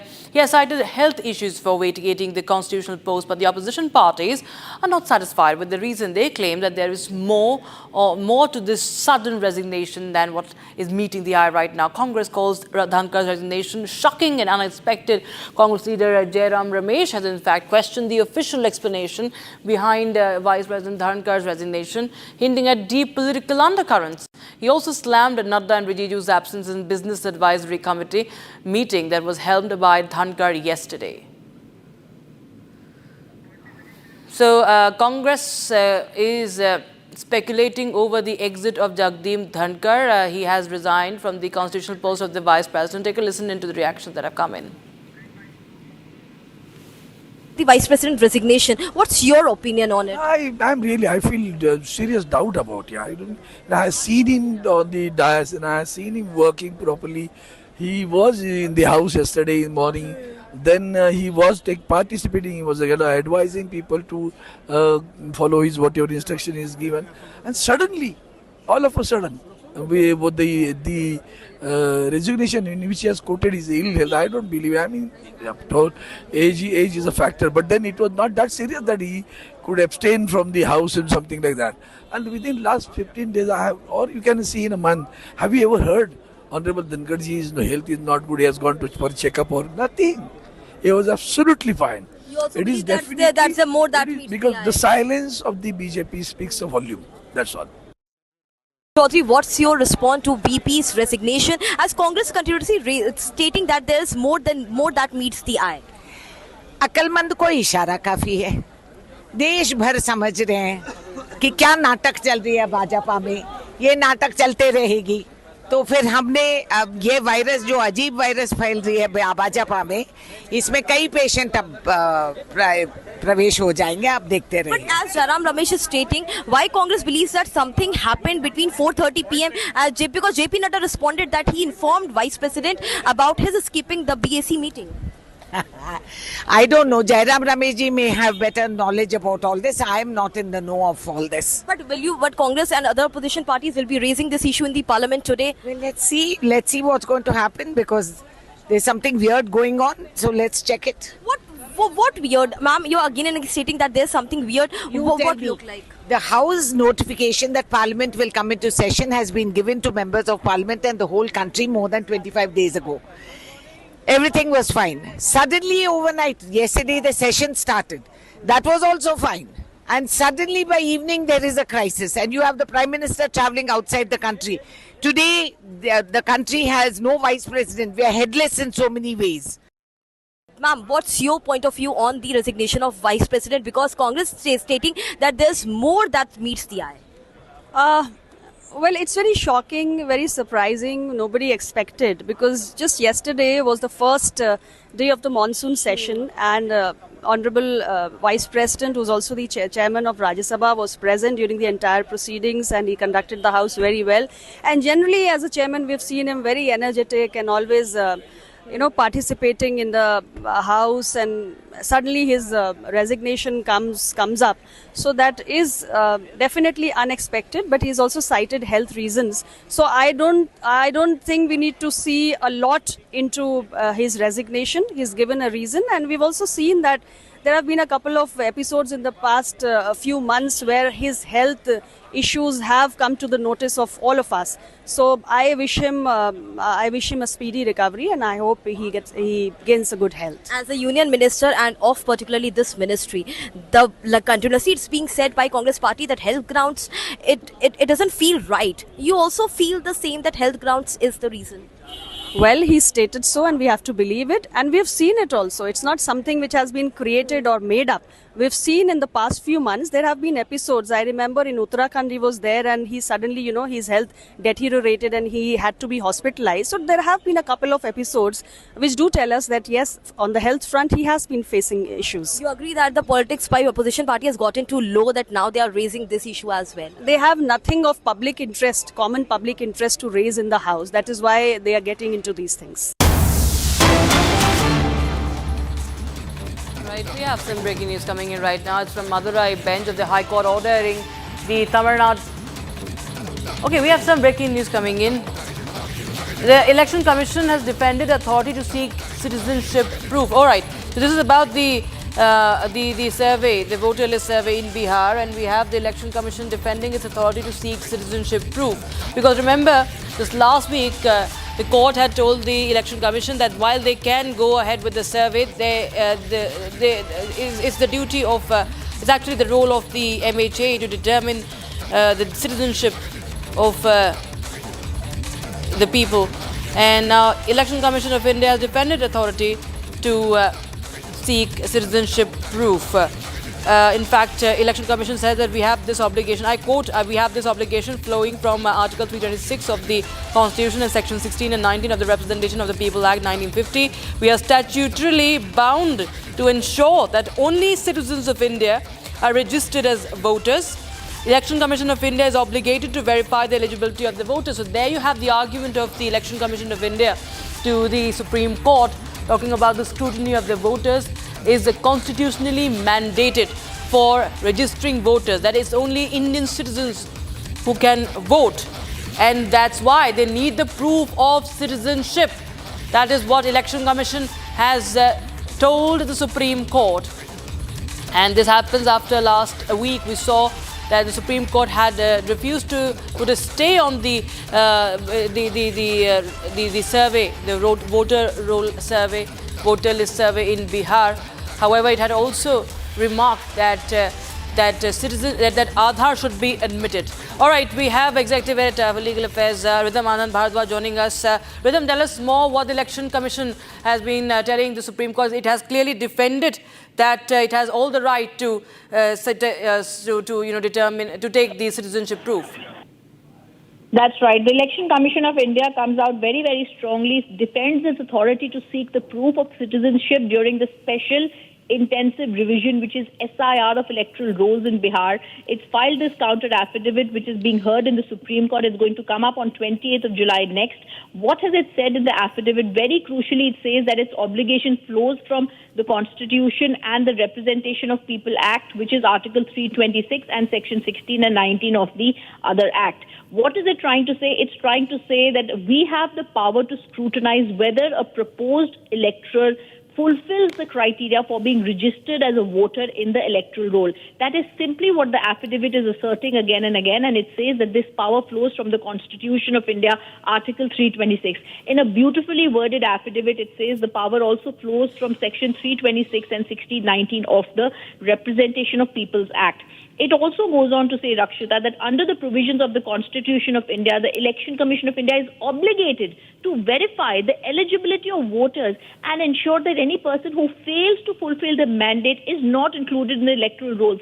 This is a very clear affidavit where not only are they asserting their rights, but they're also defending their rights and saying that it flows from the Constitution. In a very strongly worded affidavit, the Commission also rejects the argument that the power to adjudicate citizenship is only with the central government. In fact, they say no, when it comes to such powers, it is also us in cases of voluntary acquisition. Yes, it's the central government that has the powers, but when it comes to citizen of India or how, therefore, the limited purpose of exclusive jurisdiction, this power is with the central government. For other aspects which are related to citizenship, it is therefore constitutionally obligated that the Election Commission of India also has the powers. This is one of the first times ever we are seeing the ECI make its powers known in the top court of the country. They're also rejecting the argument that requiring proof of citizenship during the SIR amounts to reversing the burden of proof. They are clearly stating under the electoral registration scheme, a person must apply for inclusion in the roll by submitting certain documents. On the question of removal of existing names from the electoral roll, they clarify such removal is undertaken only after a detailed inquiry, after the electoral registration officer is satisfied a person is not qualified for the registration. So this is not being done in an arbitrary manner. The Election Commission of India, Rakshita, very clearly specifying this is only done after a proper scrutiny is done. Right, Rhythm. Right, Rhythm. In fact, also anything on the admission of Aadhaar cards and voter ID and ration card, because I think the Election Commission has also somewhere asserted that there cannot be just standalone documents submitted. Well, they have not stated anything as such on Aadhaar card. They have only stated in this affidavit that we are going to be going and talking about our powers, and our powers are clear. The affidavit is clearly going and giving details about what the powers of the Election Commission are when it comes to the obligation that flows on their authority to seek proof of citizenship, number one. Then they are talking about the power they have to scrutinize whether an elected fulfills the criteria, number two. Then they are talking about the Constitution and how they are obligated to verify the eligibility of the voters, number three. Then they talk about rejecting the argument that it's only the central government that can go into powers to see whether the citizenship is there with a certain person or not. And number five, they are strongly going and rejecting the argument that proof of citizenship that is asked for during the SIR amounts to reversing the burden of proof. Like I said, they said removal of the existing names is only done when there is a detailed inquiry and only when the ERO, that's the Electoral Registration Officer, is satisfied a person is not qualified for registration. This case is going to come up on the 28th of July. It's caused a lot of chaos in political circles, Rakshita, but the Election Commission of India's affidavit making it stand extremely clear. Right. Rhythm, thank you so much for joining us with those details coming in from the Supreme Court on the Election Commission clearing its position and defending its right to seek the citizenship proof. Viewers, now we have some breaking news coming in. Madurai bench of the High Court has ordered the Amarnath government to pay 25 lakh rupee compensation to the family of Ajit Kumar, who died in an attack by the policeman in Sivaganga. Breaking news coming in right now. This is about the custodial death of the temple guard Ajit. Now, the High Court has ordered 25 lakh rupee compensation for Ajit Kumar's family. This is the breaking news we have right now. He has also pulled up the Amarnath government for this custodial death and the entire case. Shada joins us live in the broadcast for more. Shada, tell us more details. High Court has also pulled up the Stalin government and also ordered compensation. Well, you know, Rakshita, this is the 25th custodial death under the DMK regime, especially after Stalin came to power. So in the last 4 years, the count has come up to 25. And this custodial death happened on June 28th in Sivaganga district, following which the Ajit's family was said to be given a compensation of rupees 5 lakh by the DMK government. Along with it was a government job and 3 cents of land for Ajit Kumar's brother Naveen. However, the Madurai bench of High Court called the custodial death a very bad killing, and they also said that the inquiry happened in such a way that there was no FIR and no CSR was also filed in this particular case, and following which the case was moved to CBCID and then later to CBI, and they have been given time till August 20 to give the final inquiry and what the findings have been. Now, following which the CBI has now submitted certain details in relation to this particular case, and I've also found out that the van that the police had used to take Ajit Kumar was given a fake ID number, and with which the Madras Bench High Court of Madurai today said that the compensation of 5 lakhs would not be enough and the government should make it 25 lakhs, Rakshita. Absolutely, yes, Radha. Well, in fact, to tell us more details about anything as far as the investigation into the matter is concerned. There has been a lot of politicization of this matter as well. But tell us what has been found on yet in the meantime as far as the investigation is concerned. Well, the CBI is now doing a detailed inquiry in this. They visited the entire location where Ajit Kumar was taken. If you remember that Ajit Kumar was not taken to the police station but was taken to multiple ponds, lakes and even farm areas that were situated around his place, and that's the reason that now the CBI is visiting every single place where he was tied up. They're also trying to recreate the accident scene of how Ajit was hit, and they also visited the temple shed where Ajit was actually killed by the police when he was under custody.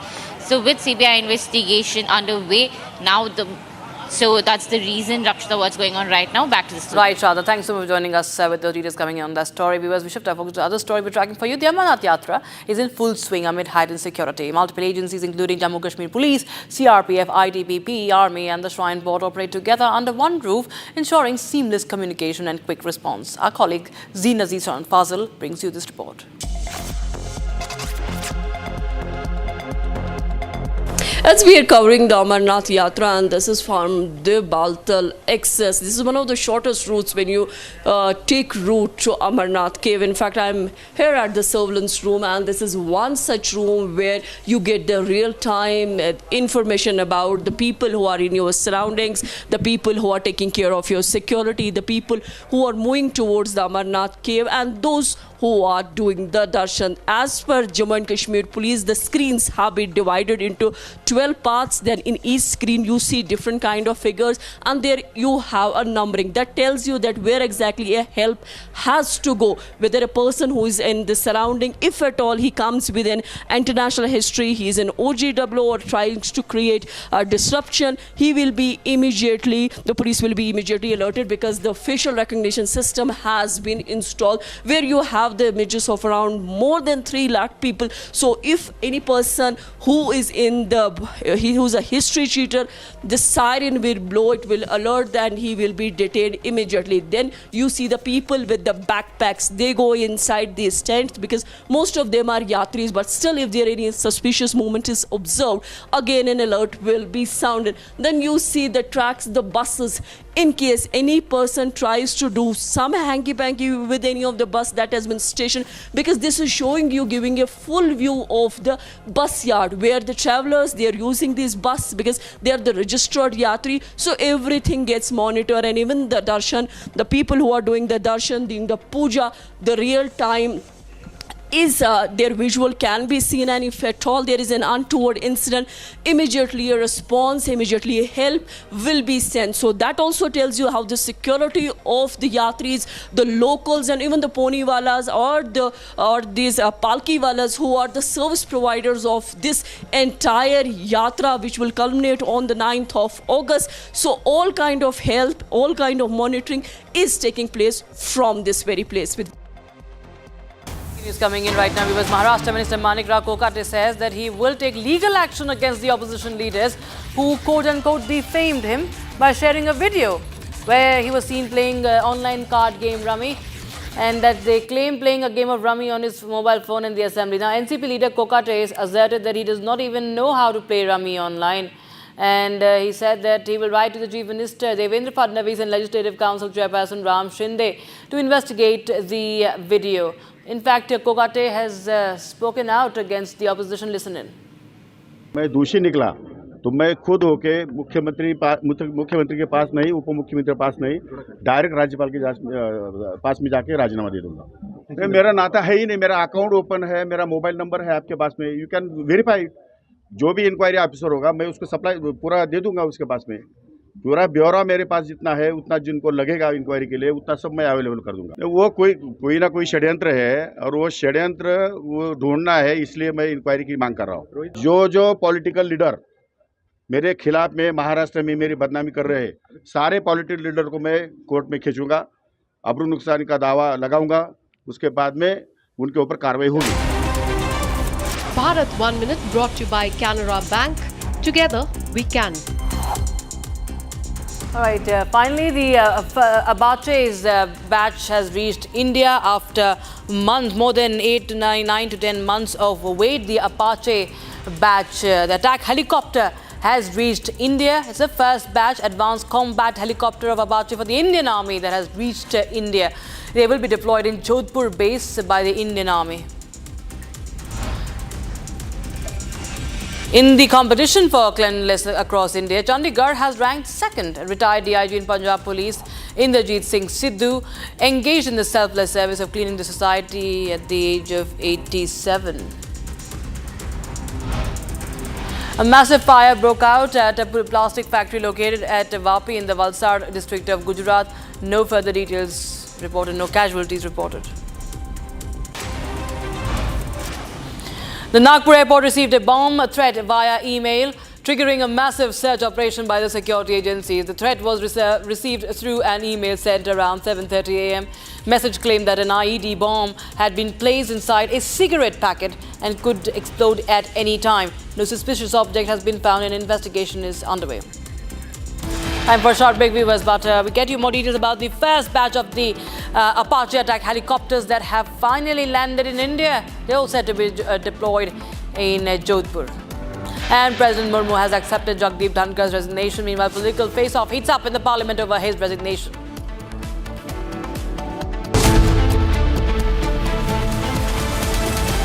NDH की हल्दी मिर्ची धनिया करे कमाल, ये रंग दे, ये खुशबू दे, ये तीखा, ये कम पड़े, क्या निराला NDH मसाला। केसरिया से मन जोगी हुआ रे, दिल झूमे देखो मतवारा हुआ रे, केसरिया से मन जोगी हुआ। हर पल मनाओ केसरी त्योहार। विमल बोलो जुबान Kesari. I hereby rule that RSS is an organization that has full constitutional rights to participate in the development journey of this nation. This organization bears unimpeachable credentials, comprises of people who are deeply committed to serving the nation selflessly.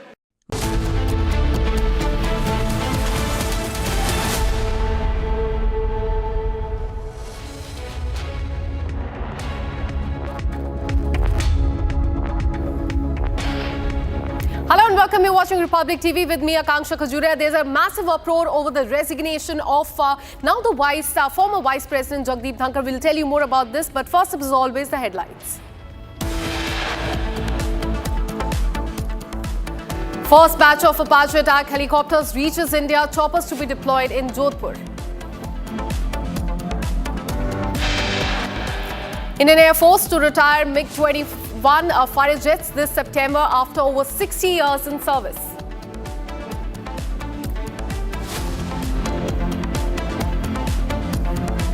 President of India accepts Jagdeep Dhankar's resignation. Dhankar wrote to President last night citing health reasons. Prime Minister tweets on Jagdeep Dhankar's resignation, wishes him good health and says he got many opportunities to serve the nation. Big win for Yogi government. Top court has directed all the hotel owners along the Kanwar Yatra route to display license as well as the registration certificate. F-35B fighter jet has now flown to Australia after being stranded in India for nearly a month. In fact, look at the visuals that we are getting in as far as the Apache helicopters are concerned. In fact, this is big breaking news that we are getting for you. These are the visuals of the first batch of Apache attack helicopters for the Indian Army that have arrived in the country and will soon be deployed at Jodhpur in Rajasthan. Those are the helicopters on your screen, and they have reached India. And this induction of these advanced combat helicopters is all set to bolster the Army's operational capabilities in the region as well. In fact, earlier today, Indian Army took to social media and they mentioned that Indian Army has inducted Apache, milestone moment for the Indian Army, as the first batch of these helicopters that you can see on the screen for Army Aviation has arrived today in the country. All right, let me go across to my colleague Gursimran, who's been tracking this story very closely. Gursimran, tell us about the first batch of the Apache helicopters that have arrived in the country. And right now we are showing our viewers the first visuals, live and exclusive visuals of these very important, very crucial helicopters.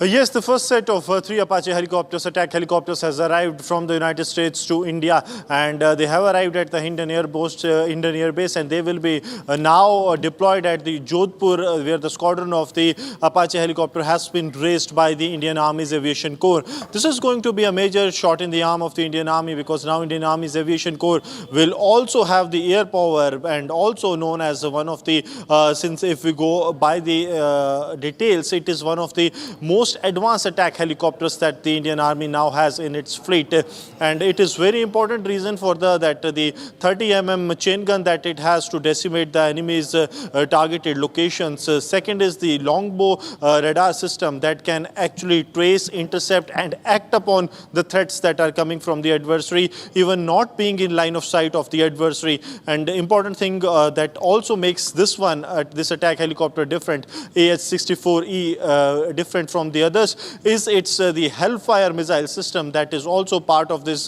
helicopter that can target the locations or even those locations of the enemy deep inside their territory while operating in the combat zone. So it is going to be very important, though it was expected that it will be arriving earlier. It came 15 months after raising the squadron of the Apache in Jodhpur, and its deployment in the western borders of the country makes it very clear that this is not only the deployment but also the strategic positioning of the Apache, which is being done by the Indian Army so as to give adversary a clear-cut message that if they dare to challenge us, it will be given a befitting reply.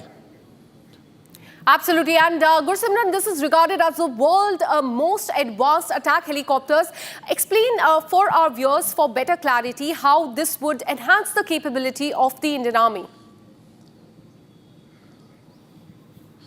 See, first thing and the foremost important thing is that this is a tried and tested attack helicopter, because in 2015 we saw it was first the Indian Air Force that placed an order for 22 Apache helicopters, and that were delivered in phases to the Indian Air Force by the United States-based Boeing. And now after that in 2022, the order for the 6 Apache helicopters was placed by the Indian Army, and the first delivery comes today when they reach the Hindon Air Base, and now they will be deployed in the Jodhpur Air Base, the squadron where the squadron of the Apache helicopters has been raised by the Indian Army. When it comes to their specifics, like I have earlier mentioned also, that this is one of the class helicopters, attack helicopters, that the world uses, because be it United States, United Kingdom, we have seen Israel also using the same, and now India is also in line with those countries. This will give the Indian Army's Aviation Corps an extra edge, reason being the way it fires upon the enemy using its 30 mm chain gun system, and also the Hellfire missile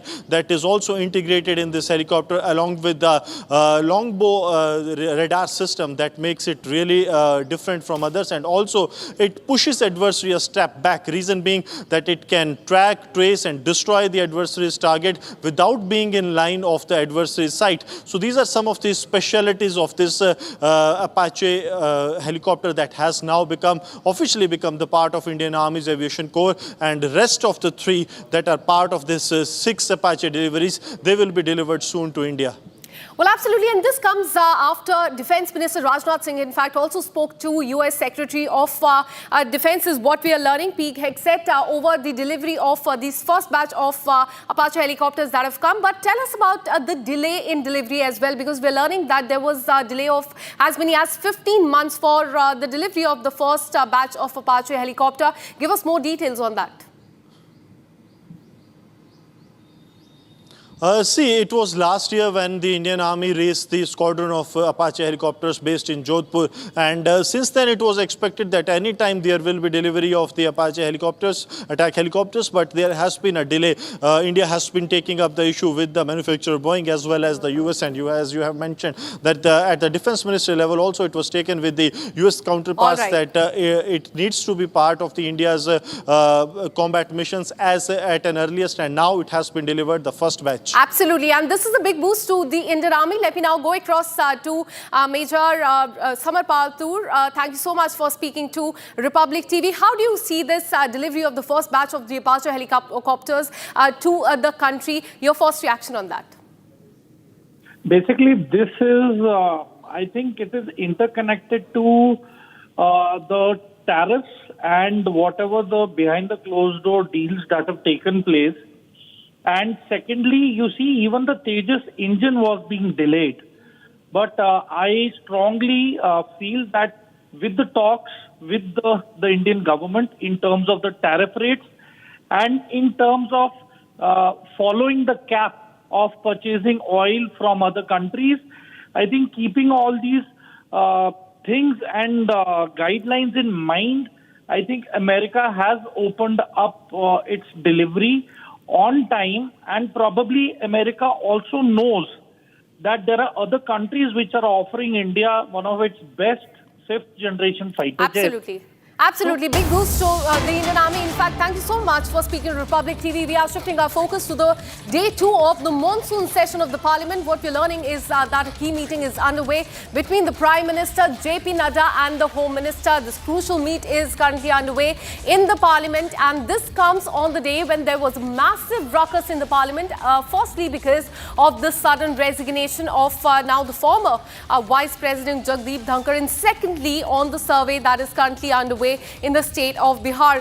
Just a while back, we saw visuals coming in from the Parliament where there was massive ruckus. Now, there on the screen, you can see, in fact, we'll be showing you those visuals in just some time. In fact, what we're learning is that this crucial meeting is currently underway inside the Parliament complex, where the Prime Minister and JP Nadda, also the Home Minister, are in a huddle right now to discuss the way forward as far as the Parliament session is concerned. We'll try and connect with our reporters who are there at the Parliament. This, in fact, is the news that is coming in from the Parliament of India at a time when the monsoon session of the Parliament is underway. But in the last 2 days, we have only seen ruckus in the Parliament. Adjournment after adjournment is what we have seen in the last 2 days. In fact, just a while back, Kiran Rijiju, who's the Parliament Affairs Minister, he just spoke and he asked the opposition parties to debate and not disrupt the proceedings of the Parliament. He also urged them to not waste the taxpayer money, and all this amid the ruckus that was created by the opposition leaders. We heard slogans, there were placards that opposition party leaders were holding as far as the survey in Bihar is concerned, and also about the sudden resignation of the Vice President there. Right now, this key meeting is underway in the Parliament, where Prime Minister Amit Shah and JP Nadda are in a huddle over the way forward.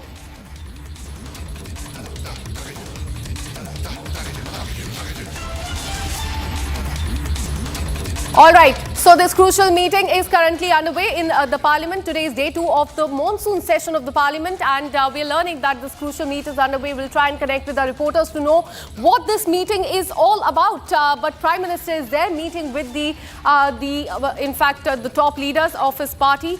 JP Nadda, Union Home Minister, Amit Shah are also part of this crucial meeting that is currently underway. But let me take you through what has happened in the last 2 days in the Parliament. We have seen ruckus and sloganeering also by the opposition party as far as Operation Sindoor, and today as far as the resignation of Jagdeep Dhankar and also the survey in Bihar is concerned. So for the way forward, now the Prime Minister is meeting with JP Nadda and the Union Home Minister Amit Shah there in the Parliament. Let me go across to my colleague Soumya, who's been reporting live from the Parliament. Soumya, we're learning that this crucial huddle is currently underway in the Parliament. What is this meeting all about?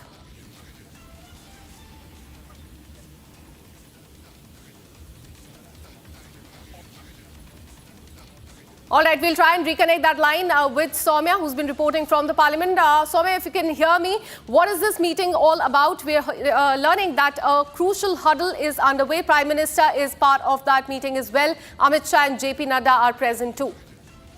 Well, yes, see, Akanksha, as we all know. As we all know, that Prime Minister is set to leave for his two important foreign visits, one being Maldives and then to UK.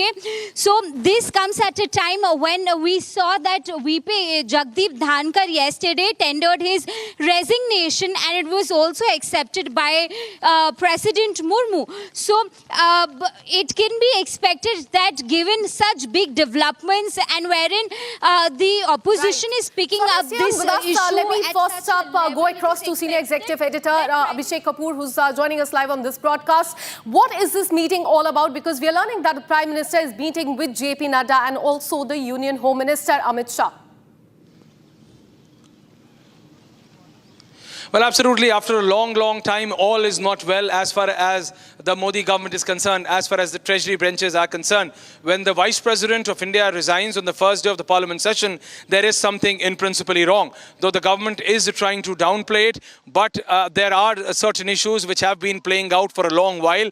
This has just not happened suddenly, though no one, and we could confirm it to you even through our sources, that no one expected it to happen yesterday itself. But yes, there is a pretext to it. The meeting which is happening right now is happening right after the cabinet meeting and right before the Prime Minister leaves late tonight for the UK and Maldives. So there is a lot which needs to be discussed. BJP needs to keep its house in order. The government needs to continue the work in the Parliament. The opposition, for the first time in the last 11 years, has got a real issue to take on the government and say that there is something which is going wrong in the government. Otherwise, the Vice President, which was chosen by this very dispensation, why will he resign, and that too suddenly? And the health factor is just not adding up, and the opposition has basically added the maths to it. So there is a lot of to and fro to it, but at this point of time, the top three leaders of the BJP, that is the Prime Minister, the Home Minister and the BJP National President Jagat Prakash Nadda, meeting right after the cabinet and right before the Prime Minister leaving for overseas is an important message that the Prime Minister wants everything in place. There is still a new BJP national president which needs to be chosen. There is a churn which is already on it. And now the new vice president has to be chosen in. The numbers are now with the NDA and not with the BJP. NDA coming together, they can still very comfortably sail through. But for that, they would need TDP and JDU, which are in principle with them. So all of this will add up, but these are crucial times, these are sensitive times, or for the first time we can say that the government is half a step back and they really have to think before they take this leap. And that's why we are saying that these meetings will carry on. Even when the Prime Minister leaves for overseas, we are being told that late in the evening today, Home Minister has called up another important meeting at his residence, which will have at least the BJP National President, Defence Minister Rajnath Singh, and 4 other senior ministers. So a lot of churning is going on within the BJP after the resignation of the Vice President, which we could confirm through our sources, not even expected by the government to happen yesterday itself. Absolutely. And one more question before I let you go. There was a massive ruckus in the Parliament today over, first of all, the resignation of the Vice President, then on the Bihar survey that is currently underway, and several other issues that the opposition parties are raising. And just a while back, Kiran Rijiju said that opposition party must debate and not disrupt the proceedings of the Parliament. So take us through what has happened on day 2 of this monsoon session. Well, as I said, this for the first time, they have a real issue. They can create disruption. Till now, everyone, including the media, has been saying that discussion and disruption should be the way. But for the first time, the opposition is saying that we have to ask the government. The government has to come out clean. Why has the vice president resigned? There are a lot of theories going on. There is a theory going on regarding Justice Verma's impeachment process being led in the upper house, which made the government really, really angry and anxious, post which there was a meeting with the former vice president and a senior minister, post which this discussion was taken. But all of this is just theory. Facts have to be backed up. And that is why the opposition is now raking a controversy around it. The opposition is basically making 1 and 1 11 and not 2. So what they are saying is that they are saying that the government is on the back foot and they are hitting it out. So for the first time, and I repeat, they have an issue on which they can create disruption. And the government would have to follow up. That's why these meetings which are happening right now, whether it is between the Prime Minister, the Home Minister and the BJP National President right now, or the one which the Home Minister has called in late tonight at his residence, which will have at least 6 to 7 ministers, makes it very, very crucial that what is going to be the way forward, who's going to be the next Vice President. The biggest question, as we say and as Amarnath say, Puchta hai Bharat. The country wants to know who is going to be the next Vice President of India. Similarly, who's going to be the next BJP president? BJP already had one big question mark. Who is going to be the next BJP national president? And now a bigger question mark is in place that who is going to be replacing Jagdeep Dhankar as the next vice president of India. So yes, these are issues on which we are going to see that at least for this session, the opposition has its hands full and the government really needs to answer these questions up now. Absolutely. So all eyes will be on who will be the next Vice President of the country. Thank you so much, Executive Editor Aishwarya Kapoor. They're reporting live from the Parliament. And not just in the Parliament, now shifting our focus to Bihar. So not just in Parliament, we are also witnessing ruckus in Bihar Assembly over the survey that is currently underway in the state of Bihar just ahead of the election. There you can see in the visuals, those are the opposition leaders there in Bihar Assembly raising slogans. They are wearing black clothes to show their protest against the SIR survey that is currently underway in the state of Bihar. Now, earlier today as well, we saw chaotic scenes in the State Assembly in Bihar as the members of RJD Congress-led opposition Grand Alliance staged a massive protest over the ongoing special intensive revision, that is SIR, and the worsening law and order situation in the state. So these are the two issues that the opposition parties there are raising. There on the screen, you can see these are the leaders from RJD and Congress-led opposition Grand Alliance there raising slogans against in fact, the special intensive revision that is currently underway and the law and order situation, especially in the backdrop of what happened in the Paras hospital last week where... लेकिन कोई नतीजा जो है नहीं निकल पाया, लोगों में कंफ्यूजन है और किस तरीके से चुनाव आयोग का पूरा प्रोसेस जो है कितनी गड़बड़ियां हो रही है, बिना वोटर के ही जो बीएलओ जो है फॉर्म साइन करके अंगूठा लगा के अपलोड कर रहे हैं। 11 ऐसे डॉक्यूमेंट्स हैं जो गरीबों के पास नहीं, जो प्रवासी बिहारी हैं जो बाहर काम करने के लिए चाहे छोटे अवधि के लिए या बड़े अवधि के लिए गए हुए हैं, वो कैसे वोटर बनेंगे। तो एक बड़ा सवाल जो है खड़ा होता है। और आप सब लोग जान रहे हैं कि आज हम सब लोगों ने, इंडिया अलायंस के सभी साथियों ने कार्य स्थगन प्रस्ताव लाने का काम किया ताकि इस पे विशेष तौर पे चर्चा जो है कराई जाए, ताकि सही बात जो है वो निकल कर के आए। आप बताइए, जो बिहार का सबसे बड़ा अगर लोकतंत्र का अगर कोई मंदिर है तो बिहार विधानसभा है और लोकतंत्र की जननी बिहार है। अगर वहीं से लोकतंत्र को ख़त्म किया जा रहा है तो हम सब लोगों का कर्तव्य बनता है, चाहे पक्ष हो विपक्ष हो, चाहे अध्यक्ष महोदय हो, सब लोग वोटर जो है, जनता जो है, मालिक जो है वही चुनते हैं। जब उनका ही अधिकार छीन लिया जाएगा वोटर देने का, तो हम लोगों का यहाँ रहने का क्या मतलब रह जाएगा। हम लोग तो उन्हीं की बात को उठाते, जनता की बात को उठाते, और जनता के कई लाख वोटरों का अगर नाम काट दोगे तो ये चलने वाला नहीं है। हम लोग चुप बैठने वाले नहीं हैं। ये आप वोटर का केवल अधिकार ही नहीं छीन रहे, उसका अस्तित्व मिटा रहे हैं आप। यानी जो वोटर है वो देश का नागरिक कौन होगा नहीं होगा ये चुनाव आयोग तय नहीं करेगा। ये तय करने वाला भारत सरकार गृह मंत्रालय है। लेकिन अगर आप कहते हैं कि ये फलना वोट नहीं देगा तो इस पे तो आपत्ति होगी, क्योंकि यही वोटर जो है लगातार कई चुनाव में वोट दिए, इसी वोट से जो है प्रधानमंत्री 3 बार जो है प्रधानमंत्री बने हैं। तो ये सवाल खड़ा होता है। तो हम लोग चाहते थे कि भाई इस पर विशेष तौर पे चर्चा हो, और हम सब लोग अभी अध्यक्ष महोदय से भी मिले हैं। हमने मांग की है, जैसे शुरू में हम खड़े होकर के मांगे, अब बड़ी विनम्रता से हमने मांग की थी सरकार से और अध्यक्ष महोदय से कि इस पे जो है चर्चा कराई जाए। लेकिन चर्चा आखिर क्या कारण है कि भाई चर्चा नहीं कराया जा रहा? अगर इलेक्शन कमीशन का इसमें है तो लेकिन वोटरवा तो बिहार के वोटर का ना कट रहा है, और हम उसी वोट से अगर चुन के आते हैं तो उनकी बात अगर हम यहाँ नहीं कहेंगे, बिहार में जो सबसे बड़ा लोकतंत्र का मंदिर है, अब वहीं से जो है आप जो है पूरे लोकतंत्र को ख़त्म करना चाह रहे हैं। आखिर क्या कारण है कि भाजपा या सत्ता दल के लोग, जदयू के लोग इस विषय पे क्यों नहीं बोल रहे? क्या उनके वोटर्स नहीं है?